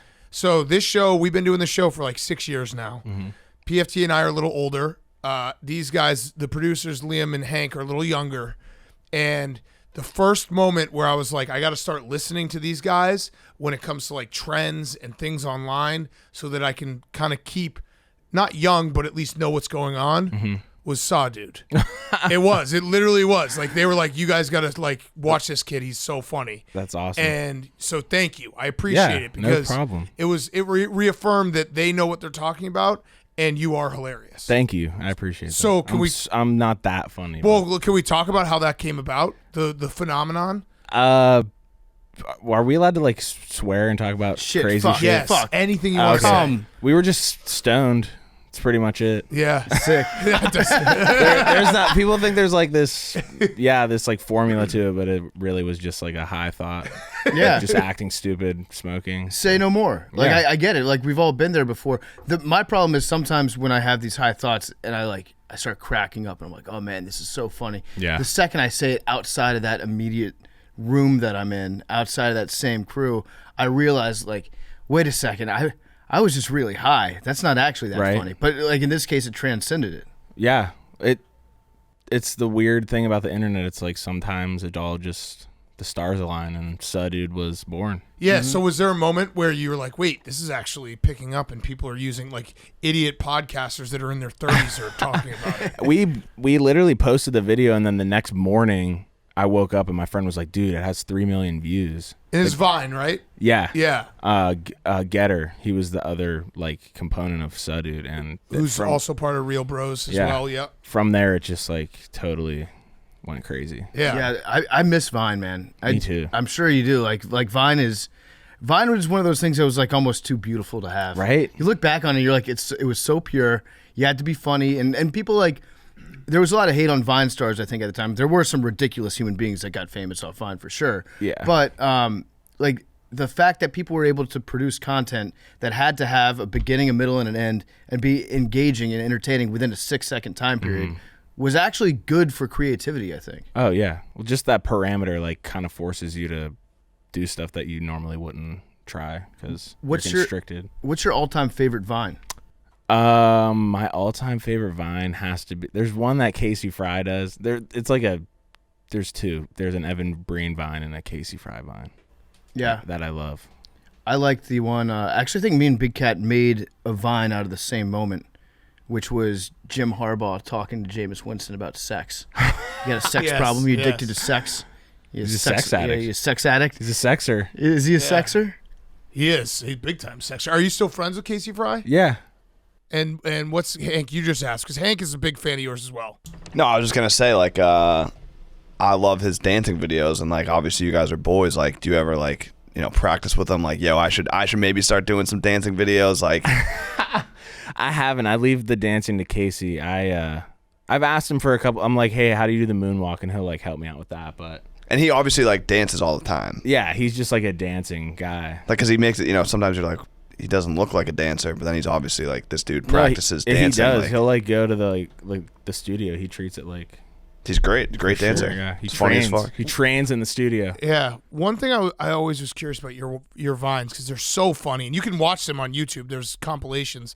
I think I saw a compilation that was like 3 hours long, which is 15-second videos, 3 hours of them. But 6 seconds. Or 6 seconds. Yeah, 6 seconds. I was thinking, what was That's what's awesome. 15 Correcting people. 15-second is Instagram stories. Yeah. And I think TikTok's 15 seconds. Yeah, right. So 6 seconds, and a lot of them are you by yourself. Mm-hmm. Would you do a lot of your comedy where you're not around other people? Like, do you? I like being around other people. So whenever I'm not around other people for a long time, it's like, oh, I don't, I'm trying to look to like bounce off ideas and everything. How are you able to do it just by yourself? I think it's balance, like exposing yourself to like a lot of people like real life just situations just to. I mean, you need shit to make fun of. Right. So, but then you can, seclude yourself, be alone, and just kind of like let loose. That was all when I lived at my parents' house. I was like between 18 and like 21. So. And just making the vines every day. Just like waking up and making I'd make like 3 every day. It's funny because like I'm more of like, I guess like I can tell if I'm writing something. I can tell if it's funny if I'm writing it. But if I'm like doing a video, I can't tell just by like I need other people to like see it to know like what works and what doesn't. Yeah, I'm the in that opposite. format. Like I cannot write at all. So you'll watch a video that you shoot and it'll like, will you laugh like before you upload it? I'll like if it gives me like a chuckle or I'm like haha, like even that is just enough to be like, all right, I'm gonna post, because 90% of the time you post something that you think is hilarious and it gets no love. Yeah. And then you post something that you think is just not funny at all and it like Suh Dude. Like I didn't think that was gonna be a thing at all. So it's really just like kind of trial and error. What's the weirdest, you were living in Hollywood at that time, right? In LA. What was the weirdest like agent or someone who came up to you and was like, let's market Suh Dude. Like, I can do this, or this with it. They actually, I don't really know if there was that. I think we were gonna do a vape juice brand deal. Hell yeah. Which I'm so That glad works. that kind of didn't go through, but I think that was the extent of like we made merch. That was Right. We made a bunch of merch. I just imagine some Hollywood agent being like, let's make a 2.5 World hour tour. movie about this. Suh Dude World Tour. Yeah. Yeah. Right. It was Like Suh Dude cereal. Suh Dude cereal. Yeah. Yeah. That actually sounds pretty good. Yeah. Frosted Suhs. Yeah. Frosted Dudes. That's sus as hell. That's funny. Are you you're a big mushroom guy, right? I am. Like actual mushrooms. Yeah. Like I don't know, I don't want to put words in your mouth, but like mushrooms that you find and forage Yeah. for. So I this is like a recent thing. I moved back to the East Coast and my cousins are all very into like foraging. So this is so funny that I'm like so into this. But I just like totally got into it. Like there's these specific mushrooms, morels, they're like hard to find. So we just go and look in the woods, smoke Delta 8, Yeah. find mushrooms. Just try to find mushrooms. Yeah. Where do you look for mushrooms? Where are they? They are around dead or dying elm trees. This is like Oh, no, I'm interested. Like, Yeah, This are is you it. really? This is Yeah. definitely Okay. this is what the interesting. podcast is about. I mean, not Okay. a lot of people can walk in here being like, yeah, I just go look for mushrooms. they're very hard to find. Like, well, not hard to find. They're pretty. They don't look like any other mushroom, but they're rare. So How many times you found them? I've found them twice. And do they shit. taste great? They taste delicious. Really? Do you They're ever- amazing. Like, do you eat everything that you find, or do you sell them? I definitely don't sell them. Yeah. That's like the most sustainable, organic thing you could eat, right? Yeah. 'Cause you picked it yourself. Yeah. I have a dumb question there. When you pick are they that like trippy mushrooms after you find them, or they're just normal? Like, No, they're just like they're called delicacy mushrooms. So like you just cook them up with butter and you can put a fucking steak. Now- Steak's good with them. when you found the jackpot of finding them, like, have you gone back to that spot or like No, really? because you just like I pillaged the whole Right. supply. Like they're all gone. Could you theoretically grow them yourself? Yeah, you could. But it's not the same. I mean, the Not hunt as is part fun. of it. Yeah. Yeah. Me and my cousin go in the woods, throw in a Zin. Yep. I have my Delta 8 pen. Sounds awesome. You want a Zen? I got one. Yeah? Yeah. I'll take. What's it, 3 or 6? It's a 6. Okay. Is that cool? I haven't done the 6. So, all I'm a right, threer. try it. I'm a 3 or 2. I go to the store that's right across the street almost every day. I get my Zen, and the guy in there bullies me. Every Really? time I go in, he's like, "Are you up to the 6s yet?" And I'm like, "No, just the 3s." My cousin said they sting. They do sting a little bit. Last time I went in there, the guy took out the 3s. There was a woman in line in front of me. He saw me come in, took out the 3s, handed them to the woman in line in front of me, and goes, "Here you go." And she goes, "I didn't ask for that." He goes, "Oh yeah, my mistake. The 3s, they're for him." He works for Big And Zin. then- Here you He go. works for Big Zin. Yeah. But you throw his Zen in, That's sick. Yeah. hit the woods. And this is around Pittsburgh, right? Around the Berg, yeah. Yeah. So there's like it's very prime- hilly and Yeah, all that it's stuff. prime time right now for morels. So, Really? Yeah. I watched a documentary about mushrooms a couple months ago. That's like the oldest thing that I've ever said. I could not be more washed. Just in the show after I said that sentence. Can't recover from that. But it was actually like fantastic because this dude was talking about how mushrooms grow on the earth and how they actually act as the earth's central nervous system. Mm-hmm. And they can like feel seasons changing and like temperatures changing, and they actually help the earth adapt to it. This guy might be full of shit, but it like absolutely tripped me out. Yeah, I was actually on shrooms when I found the Morels, so I think they can speak to each other. Whoa. Oh, shit. Or like work through you in a mysterious way. Are you like sure? God. Are you sure Whoa. that you found Morels, or was this all just like one big, It's huge. one like, big trip? No, it was definitely. I definitely found them. At the moment though, I was like, is this peaking too hard? Like, is this Yeah. is this actually happening?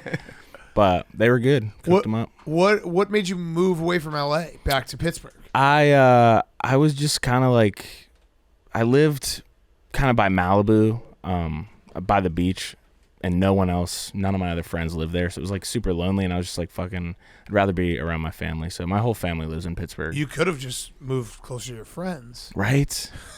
But I only had like 2 friends anyway that I actually really Who were enjoyed they? spending time. Casey, Yeah. and then my homegirl from Pittsburgh, Cassie. Okay. Casey and Cassie. Oh wow, that's cool. Yeah. So It's easy to remember. Yeah. yeah. Is the vibe like completely different in California? Were you somebody that moved out there and like you were able to like, I don't know, adjust to it, or you immediately dug it, or is it just kind of like the Hollywood phonies? Is that a real thing? Yeah, for sure. And I think I have a pretty good read on, I mean, being from the East Coast, like, you can kind of call bullshit, I think, better than most people can. So, like, my whole thing is, like, out here, like, you bump into someone, you're like, hey, fuck you, then it's over. Like, LA, you bump into someone, and then they fucking email you like a list of reasons why they need to understand why. It's just a totally different vibe. Like, Yeah. the East Coast, I like the pace out here. Yeah. A lot better. Yeah. The pace out there was weird. It felt like purgatory or some weird fucking shit. It does feel like you're not living with like the rest of the world when you're in LA. There's no sense something of about it. community is, I think, the word. There was really no sense of community. That Zin is kind of fucking you up, huh? Yeah, have some Yeah, water. you just I can you had tell. to move it around. I saw the you. sixes. I saw you do the move around move where you're like, no, let's try it over here. Yeah, I'm getting it all around. It's the sixes. Fuck. All right, well, I too guess much. I have to have one if we're all Yeah, gonna do it. Zen party. God damn it. White Zinfidel.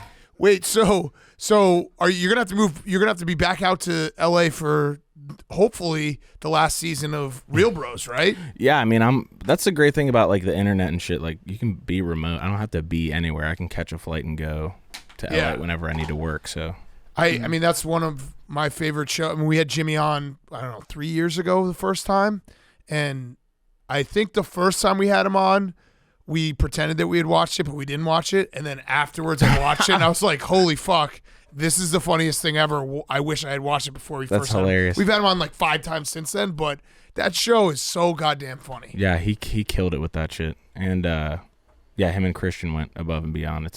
So I asked him, because he's from LA, and a lot of the show I think goes against my fears. I have fear of like California teenagers. Is that a real thing? Like when you see teenagers in California, you're like do a 360, Yeah. walk the other way. they just live life way faster than everyone else. Right? It feels like. Yeah, they're like skateboarding at 4. Right. Yep. Right. Having I'm like, sex at what? like 12. Right? They Yeah. have hats that cost more than Yeah. my entire wardrobe.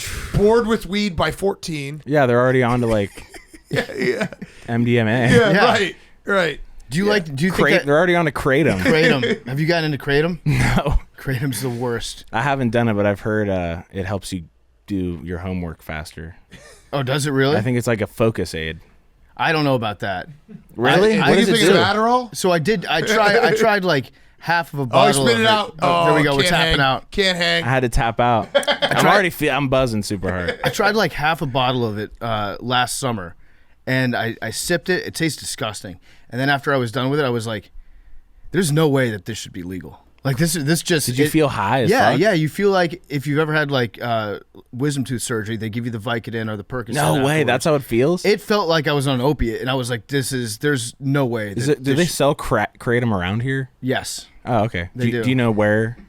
yes, but I don't want to tell you because I don't want to get you hooked on the stuff. Crate it out? Yeah, dude. It's a bad scene. Yeah, my homegirl one time was like, we were going out, and she was like, take this, and I was like, what the fuck is that? And she was like, it's Kratom. And I was like, I'm good. I don't need that. Yeah, it's weird. Like I feel like there are all these new designer drugs coming out recently that are just like extremely like similar to drugs that we know are illegal, but just like they change one molecule and then they wait for the FDA to be like Delta "Don't do 10. that." Yeah, Delta 10. Sorry, it's gone. You should just make Delta 8 like your own version of it, but just call it Delta 9. Yeah, well, Delta 9 is actual weed. Oh, okay. Oh. Yeah. Got it. Right. That makes sense. So 8 and 10 are like the loophole. But 9 is the real shit. Delta 20. If you make Delta 20, Oh that my shit God. would Do you- sell. Fuck it, Delta Yeah. 100. Yeah. Oh, damn. You just outsold me. Now, do you miss California weed? I'd imagine. It's good, but I mean, I know people who can get good weed in Pittsburgh, so I'm not sure. Plus, I really don't like smoke. I feel like when I was smoking in California, I was like trying to prove a point. Like, I fucking smoke weed, dude. Now I'm just like, yeah, I like it. Like, I like to smoke. An appropriate amount. Right. It's Yeah, like a right. mature, Right. a mature interest. As you get like through your 20s, weed stops becoming like your defining personality trait, Right, yeah, and it you're like- becomes just an activity. Well, Yeah. it's a fork in the road. It's like, is this going to True. be my entire True. personality trait, Yeah. That's or super is it going to true. be just an activity? Yeah. Am I going to be at the 311 tribute band right. yeah. backstage? Am I going to Yes, be? the answer is yes. Because I feel like you hit a point like in your 30s where if you're going to be the weed is my personality guy, you just have to only hang out with weed is my personality. Right. You have to guys. own it. Yeah, you just have to be around those people all the time. How many Yeah. 311 tribute bands do you think there are that are called 420? And they Oh just my use that same God. font. Yes. Probably like 100. Yes. Yeah. I didn't, Sweet kid. a 311 tribute band just sounds. It honestly sounds like an awful night. Like Yeah. there's certain tribute bands that I could go see and suspend disbelief for Prince? a night. Yeah, like a Prince tribute band would be awesome. I went to go see a Queen tribute band one time. Nice. And the singer was incredible. Sounded like Freddie Mercury. That was an awesome evening. But like a 311 tribute band, I feel like that's what would make me reconsider some of my life choices. Yes. Yeah. If I found Yes. myself there. Spiked hair. Yeah. The Weed. dude looks just like Essay. What? So you're on a stand-up tour right now. I am. You're not with like a whole crew. I'm not. So you just go like your dates. You're going. I'm looking at your website right now. You're in New York right now. If you want to see Nick, he's going to Iowa, Nebraska, Kansas City. You're going everywhere. Back to New York. So you're just traveling by yourself. Yeah, I just do it. You solo. just show up. Mm-hmm. I kind of like that. Yeah. We've had some comedians on and like they have a They're, pack. they're of people. ground crew. Yeah. Yeah. Right. That's cool, but I mean, I'm. My dad's always like, just be like an F14, F16 pilot, F14 pilot, like just solo. And it's like, F16, F14 has the Rio in the Oh, back okay, seat, okay, the cool. Jester Thank back you. there. F16 single seater. but I've really found that people are distracting and most of the time let you down. Yeah. So I'm just like, I'm just gonna do this myself. I don't want to have to worry about people like fucking up their boarding pass because it's always stupid shit like that. It's Right. never like, so it's been good. Waking up at odd hours of the day, but Do you have friends in every one of these cities or no? Or you just I like, don't. some of them you're just. That's I kind of like that. Yeah. Like going to explore a city by yourself. it's like a tourist. Yeah, for the Yeah. first. I've seen like pretty much all of America, and it's fucking like a blessing. 'cause favorite it's- place underrated that people don't think of. Oh God, I don't know. There's a lot of places like that. Texas was really cool because I always had this like image of what Texas was going to be like, and Right. I went there and it was totally fulfilled. Like hats, fucking Yep. people just had gun. Like everyone had a Yep. gun. Yeah. You kind of like that when your stereotypes are confirmed. Yeah, you're like, wow. all right, Oh, yeah. good. Everyone has Yeah. a gun here. This is sick. Everything is bigger. Yeah, Yeah. Everything's huge. Everyone had a. I swear to God, everyone had a truck. Everyone's got a truck, and they have like the state of Texas flag on everything. Yes. Yeah. Down there. But I love that. I was like, this is great. This is boots. Texas is The awesome. boots are a real thing Boots. too. Yeah. I got a pair of cowboy boots in Denver, Okay, so I'm not in first Texas. pair, not in Yeah. Texas. What other places like you went and you're like, yep, this is Seattle was really cool. I Mm-hmm. like Seattle, the Pacific Northwest. yeah, you Yeah, got that. that's good. I know I'm like so bad at that shit, but that was cool. Everywhere's like you hear all these stories about parts of America being like weird or like pretty much everywhere's like people just want to like, everywhere's pretty normal. Like Yeah, I also have a theory that if you go to a place and it's, oh shit, Zim got me. Yeah. I just swallowed it. Last man you swallowed standing. it. Oh, he swallowed the spit. Oh, You swallowed the I packet? swallowed the packet. That's not good. it's a medical emergency. I'm good. Oh, go PFT. Fight through it. Fight through it, big cat. Oh, I think I swallowed the packet. When did you decide? When did you realize that you were funny? I still don't think I'm funny. I think I make myself laugh, Yeah. but I don't think I'm like objectively a hilarious person. So do you ever like go to shows and you're like, why are you guys all here? Yeah, I mean, there's definitely like a sense of the whole imposter thing. Are you Yeah, good? it's gone. No, it's gone. Oh, okay. I swallowed You it. swallowed Yeah, it? I think I'm pretty sure I swallowed it. That's good. Jesus. It's good for your That was a fuck digestive up. system. Yeah. Do they put fiberglass in that shit? Probably. Damn it. I don't think the Zyn industry is too closely regulated. That's Problem true. is, the pouches I have are bigger. Those are so small that I just swallowed it. Fuck. Did you really swallow? Yes. That's so bad. I like that was bad. I wish it happened to Jake because No, he would that check was- himself into poison control. Yeah, like right now. I Oh my dip. I God. dip all the time, but their pouches are big. That one is my first time I Big ever pouch. had Zyn. It's so small, I didn't even notice it was going down my throat. What happens? Well, now you're going to have Jesus, like the swallow. delayed release buzz all day. You get I'll be Zyn buzzing tree for the rest of growing. the day. This is gonna be sick. But you basically All right, just took what Adderall. What I was gonna say was, I have a theory that if you go to any city and the weather is nice on that day, it's the greatest place in the world. Yeah. Like if you go to a place and it's 60 degrees and sunny, you could go to like a place everyone would say is, oh, that's a shitty place, and you're there and you're like, I can see myself living here. Yeah. And then it's obviously reverse if you like if it's raining, you're like, oh, this place kind of sucks. Right? It's like, Yeah. do they have a shell so that I can get a bang energy at? Cool. I'm cool. That's Yeah, fine. yeah. You really like Bang Energy. What do you like the models more? I just like drinking bang. Yeah. I'll say it. Yeah. I'm a banger. What makes you be a bang guy and not a C4 guy? Because I'm a C4 guy. Okay, I don't even know if this is true, but doesn't bang have like creatine in it or some shit? It might. Super creatine? I think C4 has super creatine too. Oh, okay. I just know when I drink a bang, I just do those extra reps. Yeah, Yeah. you're a real workout fiend. I have been. So I stopped drinking like it's gonna be 3 months soon. So I just work out now. Because you just wanted to, or Yeah, I was just like drinking too much. okay. Yeah.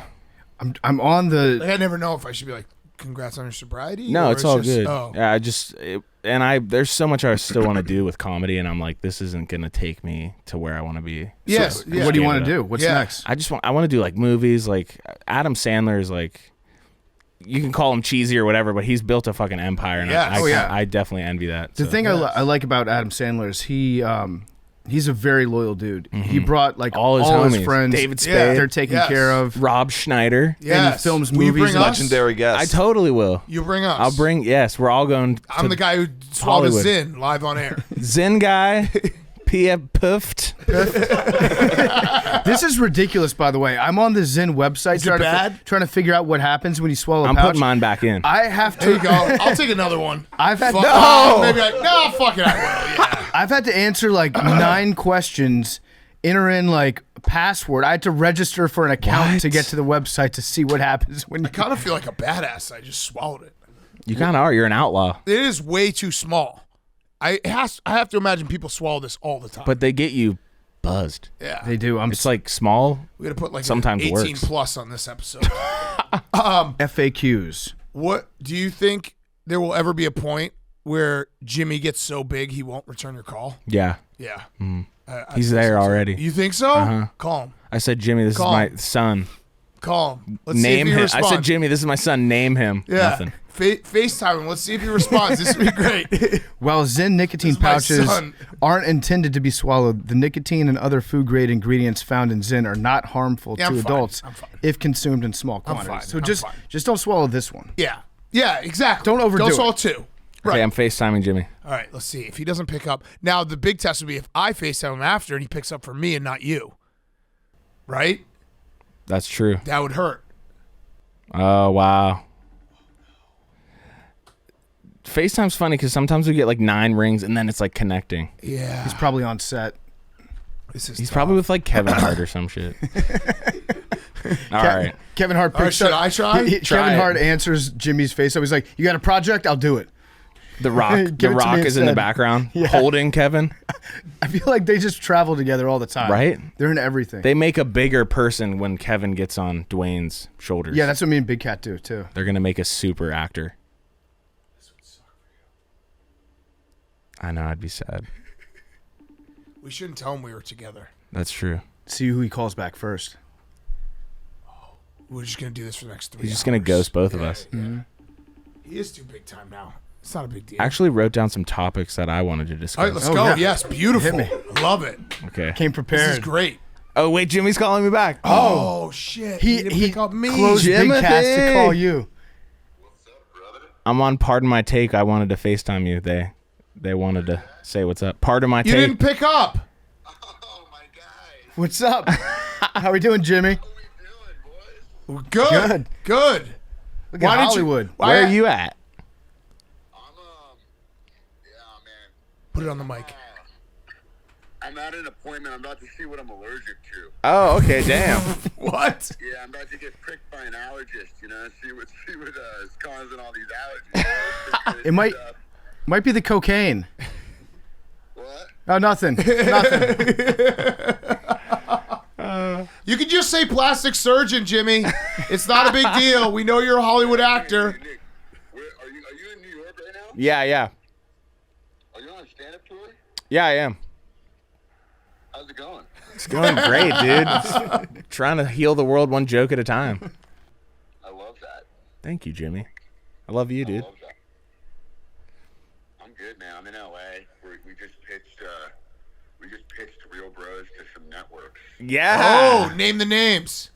and we're still hoping for the best here. We're still waiting to hear back. That's awesome. Someone pick Fuck it up. Yeah. And we're going to be a cameo. We're going to get a cameo in it. Yeah, hell yeah. Yeah. I'm have to. I want to be the guy that sells fake weed. Yeah. They're making a cameo in season 4. Yes. Hell yeah. Yes. I want to break my ankle on a skateboard. What do you say? He wants to break his ankle on a skateboard. I'm cool with that. Okay. All right. Perfect. All right. You can let him go. I feel bad. Hey, man, have a great appointment. We love you. Love you guys. All right. See you, Jimmy. Bye, Jimmy. See you, Jimmy. See you, dude. Thanks for Oh, Oh, fuck. shit. Shit. We were talking to Jimmy about how Real Bros is on every single streaming service last time. Yeah. Is it actually? Well, Well, it's just it's- like you guys every are just- season's in a different Yeah. place. Oh, yeah. But I hope what they do with this series of pitches, I hope that Bitches? every network picks it up, and I hope every episode is on a different network. So just like finally check all the boxes off. That would be awesome. They should do that with Harry Potter because it's like a magical idea. Yeah. Yeah. So All right. what topics Yeah. What do you have? got? Hit me. I got some good. I actually don't know if I can talk about one. I don't want to hurt anyone's feelings. No, or you can anything. talk about Yeah, all. whatever. All right. Farting on the hot seat. I thought that was hilarious. Thank you. The farting soccer player. Well, I feel Oh, you listened to the last episode. Yeah. Nice. I feel- Is that the only one you listened to? I listened to some clips. Okay. Yeah. Nice. Yeah. You did your research. Got it. I did. What did you think about Billy's question to Ryan Whitney? I didn't get that far. Okay. All right. So you listened to 20 minutes. Of I got to last the episode. Raising Cane's ad read. Okay. got All it. right. Shout out Is Raising there a Cane's. Raising Cane's in New York? Soon to be in Times Square. Okay, cool. Nice. Yeah, I have a whole list here. Visible, I've worked with them. Cool. cool company. I was like, we Shout have out something in Visible. common. Yep. What's the other thing? This is very Costanza-like. Oh, on the way here, I saw a lot of fixed gear bikes and girls with mullets. Whoa. okay. So I just Are you wanted, staying I in wanted Brooklyn? to just say that. No, Oh, okay. like I walked right. I'm staying like in Times Square. Yeah. Yeah. But I've never actually walked around New York, so this is all the fixed gear bike thing is all like a total culture shock. When you come to new cities by yourself, do you do like touristy stuff? Yeah, well, I guess not like a bus tour or something, but I'll just go walk around and kind of just get like the perspective of a person. The walking a city is my favorite thing to do. It's awesome. It really is. Like just picking a direction and being like, I'm just going to walk this way. I have Yeah. to take this in out. No mushrooms. in You cities, did? though. Yeah, I'm I on took 12. Wait, are these sixes? These are sixes. I'm on 12. You're on 12. But I mean, you're on 12 with like factorial because you swallowed one. I should be way more nervous. But I do consume a lot of nicotine, so I'm fine, trying I'm to putting mine back Does in. nicotine fuck with muscle growth? You're asking the wrong guy. Yeah, Billy would know about that. I think it. Trying to get huge. So I used I did dip when I was working out the other day. Okay. And that was a bad idea. But then Billy, the guy that's our personal trainer, he's a big fitness guru. He was talking about how it like constricts your blood vessels and gives you better pump. But Billy thinks anything gives you better Yeah. pump. Okay. Wait, is that it? Was that the whole list? Oh no, I had some other stuff. Yeah, let's get into it. By the way, this is the Roback list. Sponsored by Roback, okay, RHOBACK. Use code TAKE for 20% off your first purchase. Oh no, he's taking out I'm his taking it out again. this is like Second time. musical chairs was in. I would like to take mine Musical out. zins. Yeah. Musical Roback, lips. Roback.com. Use code TAKE for 20% off. If you want a Q-zip or a polo, we have it for you. Down. Okay. A Q-zip? Or A quarter zip? like Q-zip. weed? Wow, you just said Q-zip to me? We say it every episode, and I was like, wait, what does the Q stand for? Quarter. Yeah, I know. Yeah, quarter zip. Of weed? Is that a name for Oh, that would make sense. an amount of marijuana? No, a zip is like an ounce. Yeah. Okay. That's a way cool term to use. So I've never been Q-zip cool would enough to be say that. Q-zip would be a quarter of an ounce. Yeah. Okay. So ounce is what, 32 2/8 grams? We probably have both for you. 2/8. Q-zip and the Q-zip. Thank you, Hank. 2/8. Is weed legal here? Pretty much. Ish. Okay. in Jersey. I went on Times Square. There was a little shop, and they just gave me weed. You can bought it. you can smoke weed. Those are the fakest. Like they have the Yeah. big like trucks with like weed on That's it, but probably they not don't weed. actually You sell. probably didn't buy weed. You bought Spice. You bought Yeah. K2. No, my Yeah. back It's like did Delta hurt after I 3. hit that shit. My back's that? been hurting like all day.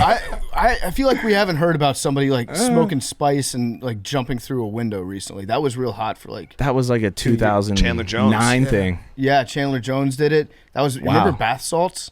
Yeah. Do you know anyone that ever took bath salts and had a good time? Every time somebody took bath salts, they'd like get arrested. The craziest one someone. was remember Crocodile? Yeah. Crocodile was in Russia, and then also like parts of Missouri and Illinois, where it was essentially I think people were like putting gasoline into their body. It was like gasoline and vodka Wow. with a needle. It would give you scales. Yeah, it and would turn basically into a like reptile. ruin like your skin would like fall off. Not good. Didn't Steve Will Do It used to do crazy shit like that? Like Yeah. Drink a bunch of vodka. Oh, he'd do anything. Did he ever do Crocodile? Or don't think Jankum? so. Did he ever do Jankum? I don't know if he did Jenkum. He probably tried Jenkum. He definitely Jenkum is the Poop. it's poop, right? Yeah. I think Nick told me about that. We met Steve will do it. Really? At Dan Bilzerian's house. No. How about that for a sentence? Yeah, that's like that's like what's that thing called? Mad Lib? Yeah, it's like a Mad Lib. LA Mad Lib. Yes. I met blank at Dan Damn. Bilzerian's house. There's so many of those drugs that I hear about, and I think to myself, like, why do people ever try it for the first time? Like, why would anybody try crack for the first time? I don't get it. Why would anybody inject Crocodile for the first time? Yeah. right? Like there was one dude who did it for the Who first made time. it? Yeah. The Johnny Appleseed of crack. Right. Oh, there's a CIA. Yeah. Johnny CIA. Crackleseed. Yeah. All right, so what else is on your list? My cousin told me to say Marty Mush. Okay. All right. Next we'll- topic. Yeah, we'll go on. Is that a thing? Yeah. Yeah, it's Okay. kind of. Okay.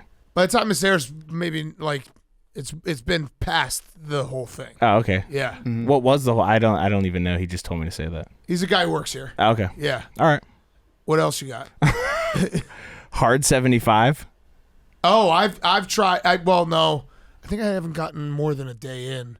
But hard 75 it's like, you know how essentially I'm a bigger guy. Every now and then I'm like, I'm gonna get back in shape, and I look for like a new program that will motivate me. Mm-hmm. I found hard 75. It was like every day you have to work out twice, you have to walk 90 minutes, you have to read 10 pages of book, and you have to take a cold shower, Yeah.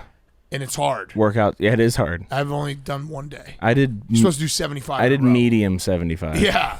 I did like it's like no cheat meals too. Yeah. So I fucked that up Yeah. super bad. You can tell that we're real voracious readers because I think Big Cat just said like you have to read 10 pages Yeah. of book. I did everything else. Yeah, I did everything else. I worked out for like 5 hours, and then we got to the 10 pages of a book, and I was like, nope.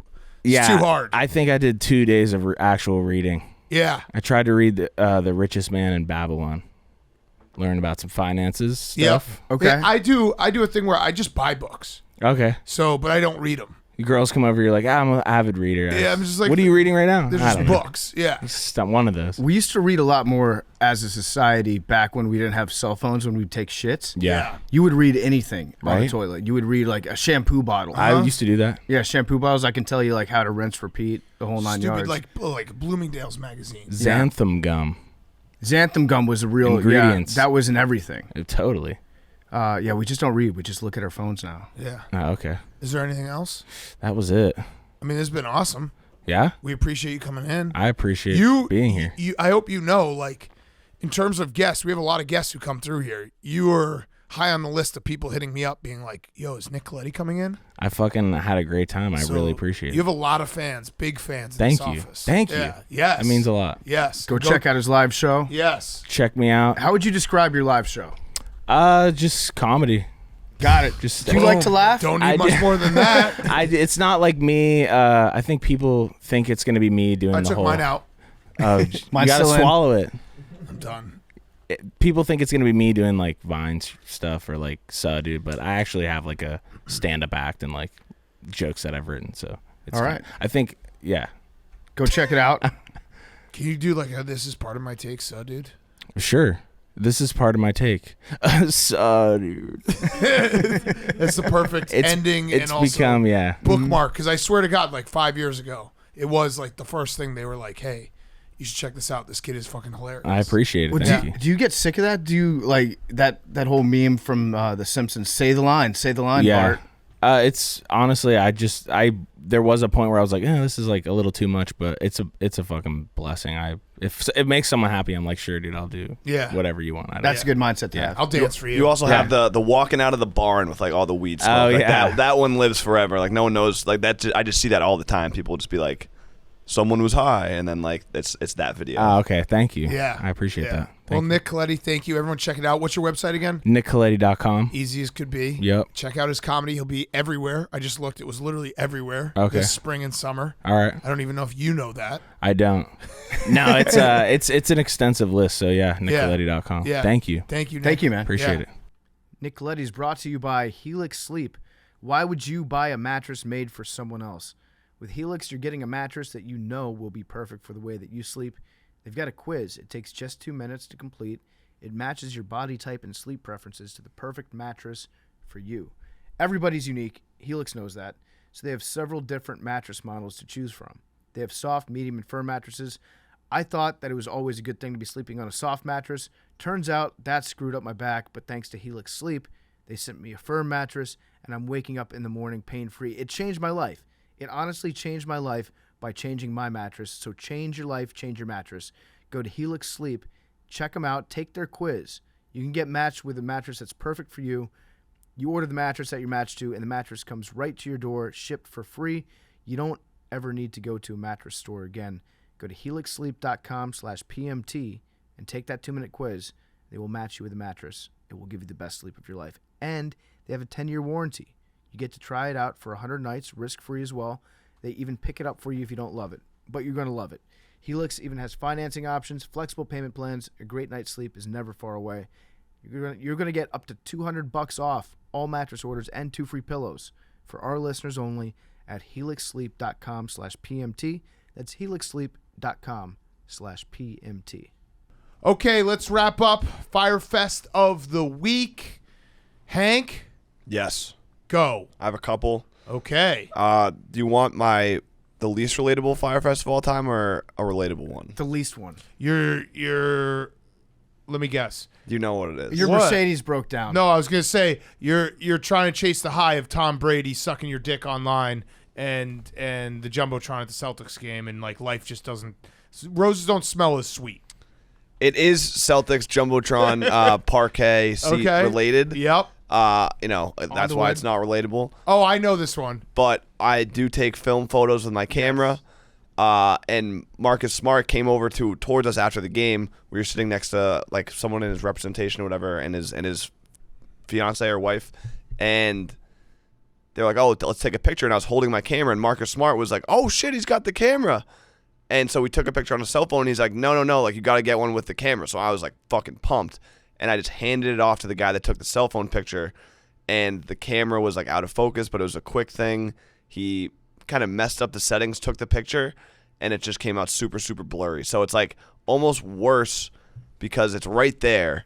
Mm-hmm. And if the picture was in focus, it would be an all-time picture, all time. So just to clarify, your Fyre Fest is that I told you. I warned you. I warned you guys. Even tough, bro. even though your first picture turned out great. Yes. Oh yeah, it's totally fine. Which he posted onto his own Instagram and onto Twitter and tagged you in it. Yep.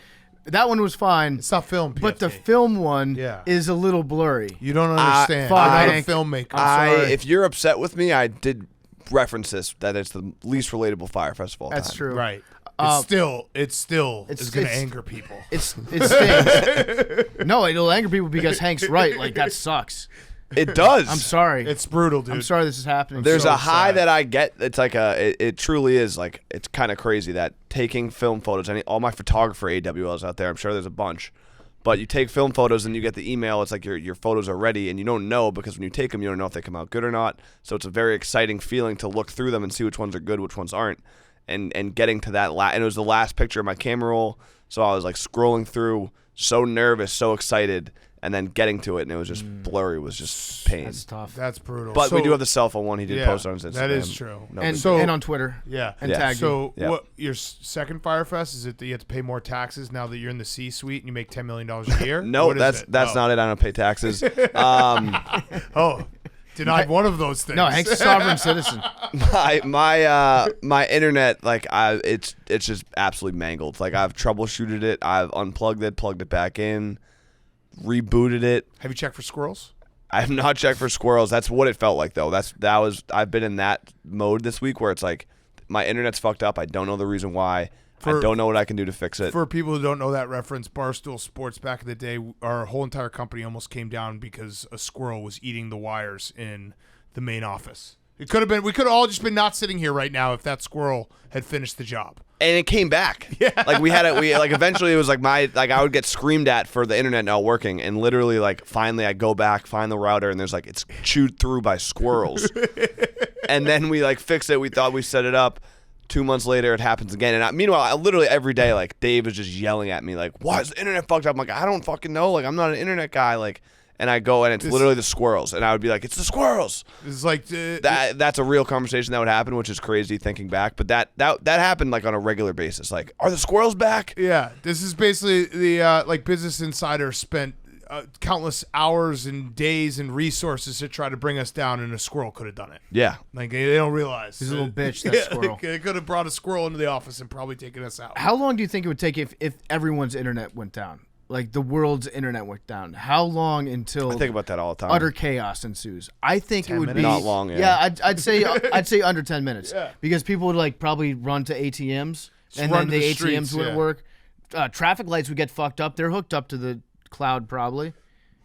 I got cloud problems. Yeah. Yeah, I'm pretty sure it's just like every man for himself after Yes. about 9 minutes. Yes. So yeah, it's just painful. I can't like play Warzone. I can't watch apps. Damn. Like it's a struggle. Sorry, So Hank. you have to use your imagination cranking off. Sorry. Or Hank. watch on cable. Like Ugh. Yikes. yeah. Softcore. Gross. That's No, not Ugh. just TV and movies. Like I have to like talk about little belly button fucking yeah. ooh, silk Yeah. stockings on. back in the day. Watching Nikki know. Fritz, R.I.P. I believe. Okay, Ryan, your Fyre Fest of the week. So I've been seeing this guy, and this is long term. And you know how like in every relationship, there's always somebody the relationship seems to matter a lot more to. Yeah. Like no matter who you are, you can get along happily married. There's always somebody that has a 51-49 split. And sometimes that split's even greater. And it's getting to the point where like, I don't want to say like, I'm not trying to be a victim in this, but like you can care about somebody for so long. And then you wonder, I don't think this person cares about the relationship as much as I do. My friends are starting to ask questions, things that I maybe have been blind about because I care so much. There's just a lot of people close to me reaching out and asking, and I just don't know if I can go another year with Chris Paul. Yeah. Ryan, how many texts have you received from people just being like, are you all right? Are you doing good? Way more than I ever would have thought. Way more. So one part of it's positive that you're like, man, I do have a lot of friends. And the other part is negative. It's like people think I'm this messed up. Like some people were like, I didn't reach out immediately because I just wanted to give it 48 hours. Well, it sounds like it's been a tough week. I guess I could just say one silver lining is he was injured. He was injured. And I just know if he's not, it can be different. Next time. There's always next time. But I don't know. Is that just me? Is that just me thinking like, hey, if things were different, if he didn't drink as much, you know, if he didn't golf all the time, would it be different? And I don't know. I don't know what to do. Damn. Ryan, it's not you, it's him. Yeah. I think that's fair. It's him. It is him. Because I know I'm doing everything.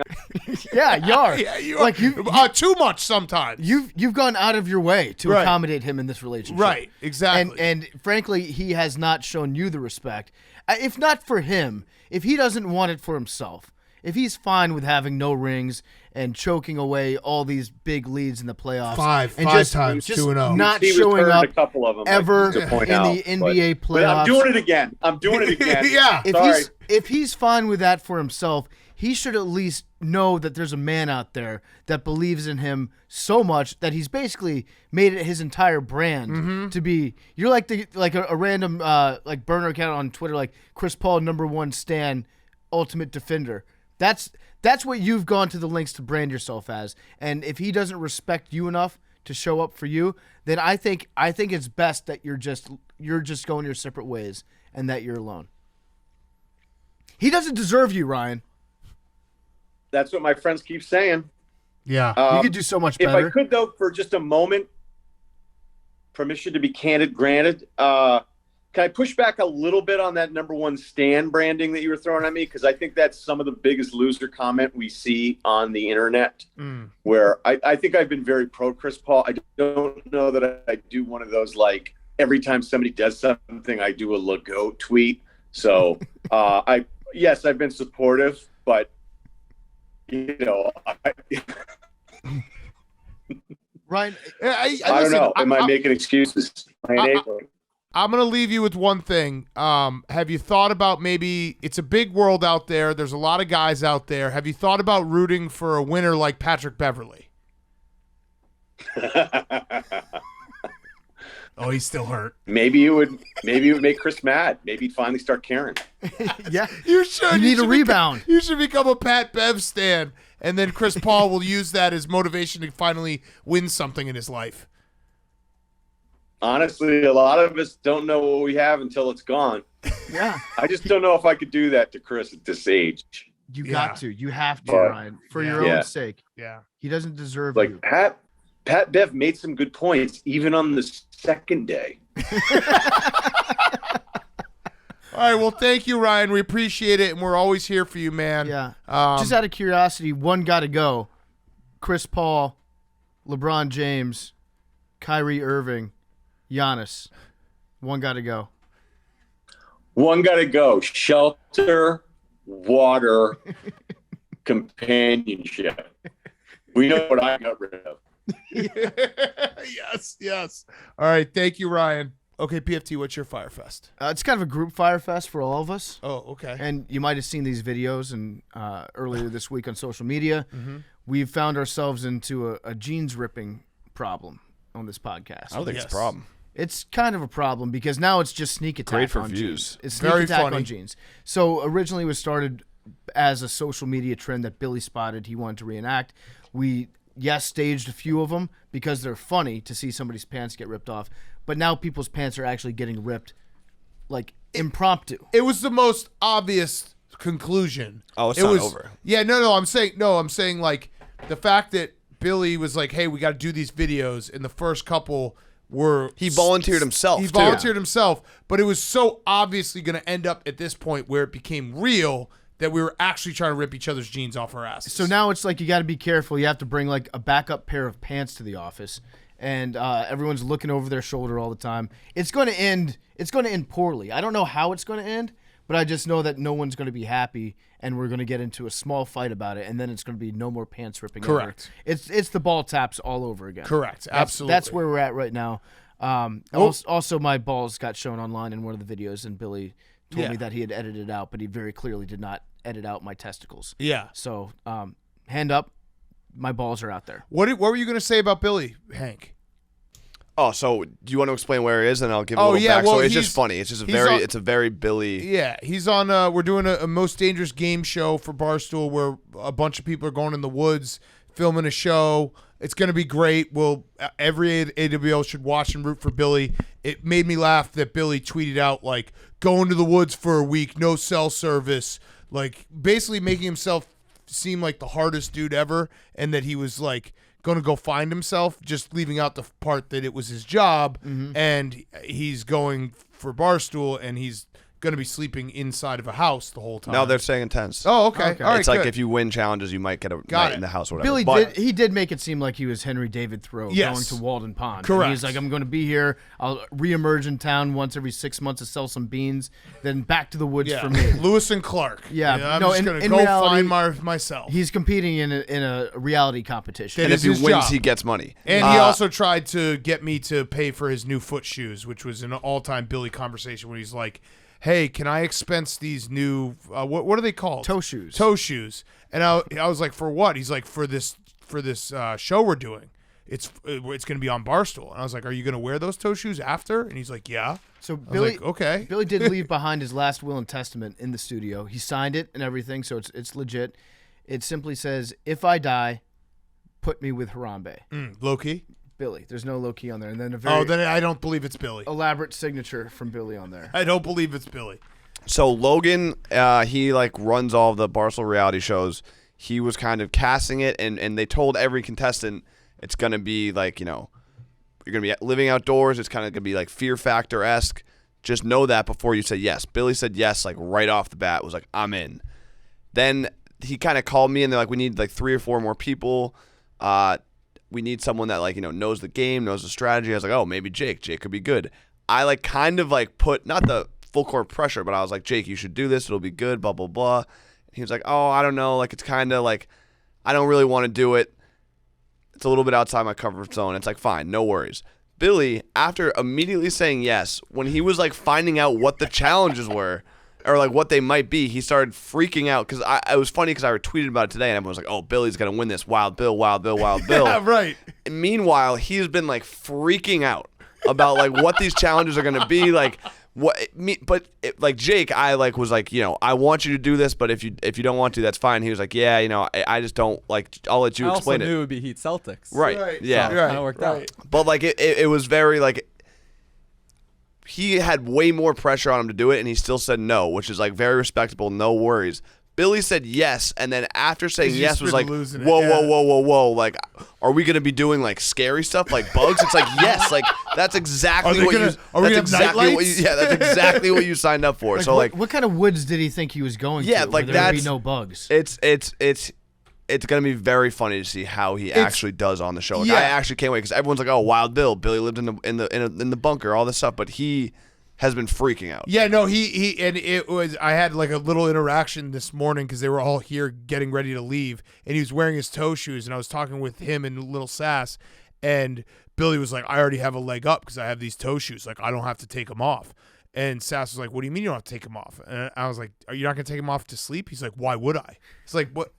Why wouldn't you?" No, when Billy puts his toe shoes on, he thinks that they're completely form-fitting. Yeah. And that he doesn't, like, remember he showers with them on at home. Yes. It's like his special power. It's like that's his version of Superman's Imagine cape. if he cries. When Billy's got the toe shoes on, he's in war mode. Imagine I if he think Billy and cries. Sass are like, they're both the most likely to like freak out and just not do a challenge. But Sass at least knows that he has a reputation of like, oh, I don't want to like complaining, so he combats it with intentionally not complaining. I don't think Billy realizes that like he will complain and be like, I don't want to do this, and then they're gonna put it in the video and everyone's gonna be like, what? Wild Bill. Oh, maybe no. not, but maybe not. That's the thing. Maybe Yeah, Wild Bill will he'll show form, and up. maybe he'll be I ready to believe roll it. war mode. I could also see him, but I like, can't wait. Like it's gonna be great theater later on this summer. Shout out Nick Colletti. He's probably gonna be foraging for mushrooms out there. And Yes. Billy might get his hands on like one of those Angel of Death ones and end up in the hospital. Yes. Also, yes. one reason why I can't, like, I love these types of shows. I'm a huge Survivor fan, subscribe to Snuff and Torches, but I also know I wouldn't be good because I cannot lie. Like, I just wouldn't be able to lie to get my way through the game. Billy could do that well. I feel Yes. Well, he can do it. I don't know if he can do it well. It's true. No, he definitely can't lie well. That's what I'm saying. I couldn't get through it because I just couldn't. No, his parents grew up watching golf on mute. That's a fact. With Billy, it's more about the quantity of the lies than it is the quality. Yes, yes. He just figures if he lies about literally everything, a couple of them are going to fly under the He radar. won't be afraid to throw watches someone golf. under the bus. Yes, yes. Yeah. Will it work? We don't know. Yeah. All right. My Fyre Fest, it was very public, but I broke my phone. No case gang. I then got caught in basically like 8 hours being outside of the cloud, not being able to get back in. It was torture. I had to go to the Apple store twice. Oh my God. Yeah, twice. Well, I walked. It was a long walk. It's Genius like Bar a appointment? mile and a half. Yeah, I had to make 2 separate Genius Bar appointments. They locked me out of the iCloud. I couldn't get in. I thought I was going to lose all my pictures of my kids and everything. Finally got it, but Hank tried to he was like, maybe you should have a case. No, I say it to you every day.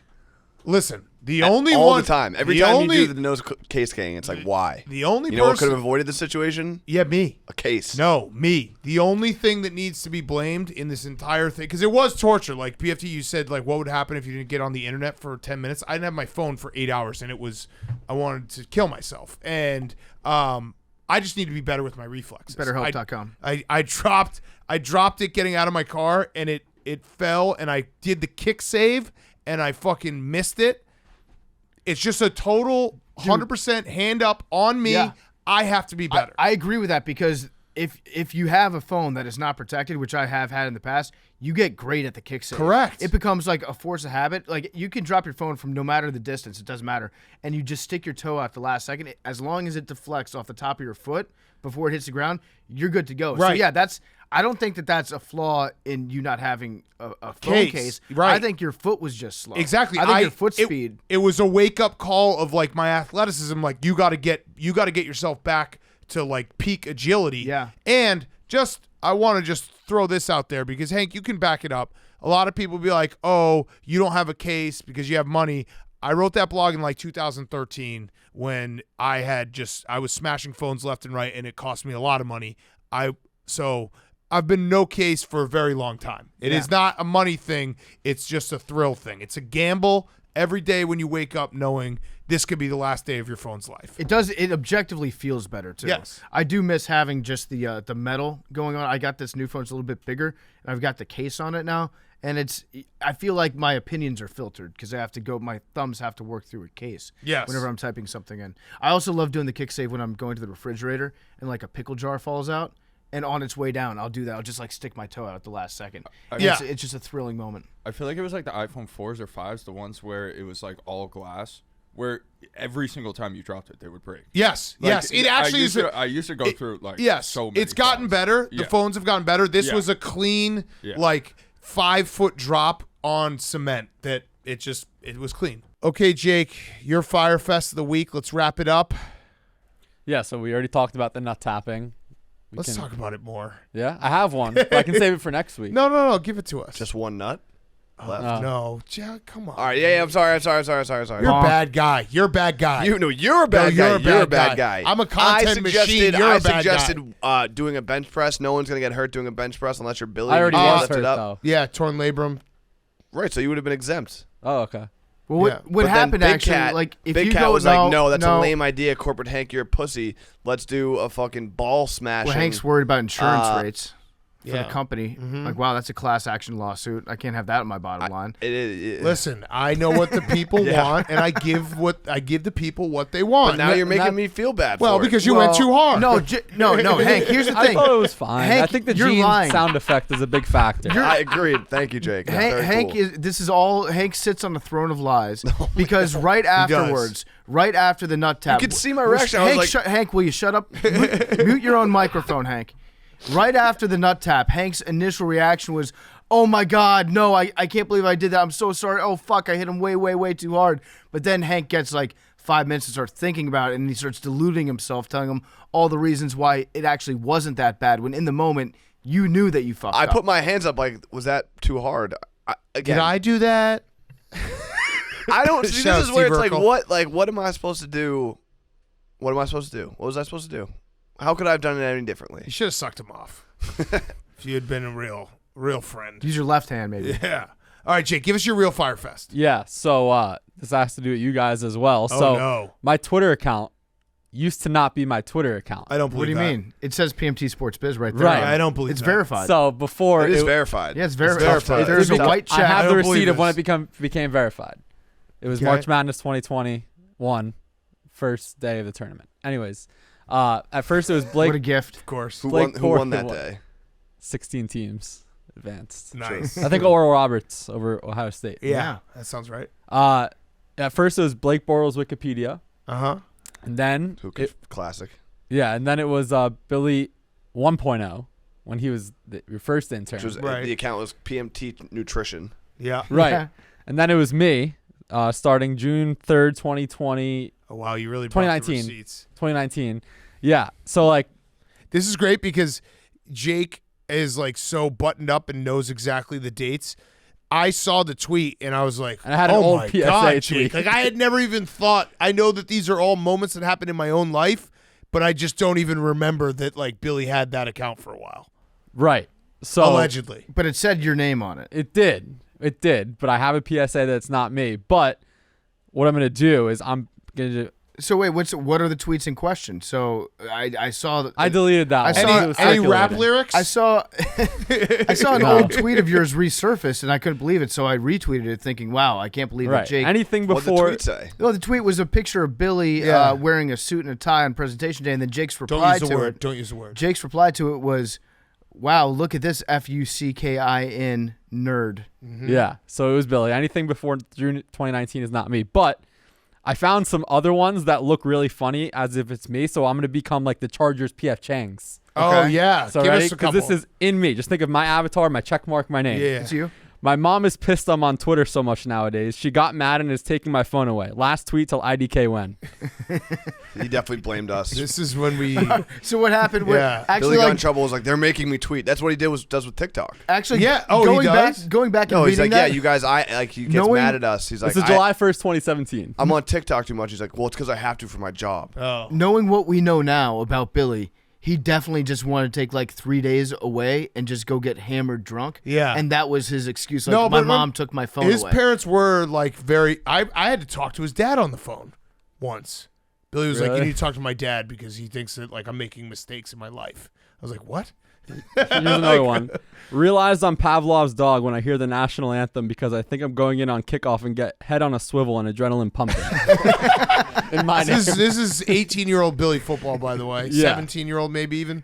So when I'm bulking, I eat a pint of ice cream a night. Someone should come up with high protein ice cream. Good idea. Nice. And then last one. Accidentally may have swallowed a soda tab. What do I do? He really can is look- a dog. You can look yeah. those tweets up and just they're in my name. I'm sure it was a soda tab. Yeah. I'm sure it was from a soda. So PF Chang's Chargers Definitely. has taken over this podcast. So like again, nothing before 2019 June is me. Okay. We should find some Allegedly. Blake Bortles Wikipedia ones. I'm sure there's some gems in there. Yeah, there definitely are. All right. Numbers. Let's wrap it up. Yeah, we have to. Okay. Nut tap. Yep. Not. This will be the only time. If you get it, you get tapped. Yeah, we're not going to keep this going forever, but this will be the only time. I hope Jake gets it again. Wait, aren't I safe? No. 21. 21 for Hank. 3. 3 for Jake. 64. 64 for PFT. Did you not do that strategy the last time, or did you just No, double it was your there. number? Oh, I thought No. you Give me a just number I that's took never the been first done. two- Give me a number that's never The been first done. two that when I turned 20 Also, right. memes. Get memes. Make memes pick because he's so scared of this. Um, What are you, Liam? 6. 6 has not been done. So we have 20, 26, 27, 29, 51, I'll do 78. 29. Actually, no, 2. 29. Wait, What? Liam's All right. changing. Liam's got 2. I got 20. I want to hit 6, but I don't want to hit it right Yeah. now. I'm gonna Wait, pick, but this counts, right? This is Yeah. part of. Yeah, this but it's- counts. It's both. It's for Yes. I'm gonna pick one for Billy. So if it hits when he gets back, we get to hit him in the nuts. Okay. We're gonna. We go, all do. Yeah, we all do. I'm gonna go 99. Okay, 99. All right, That's here Billy's. we go. This would be karma if it ended up on me.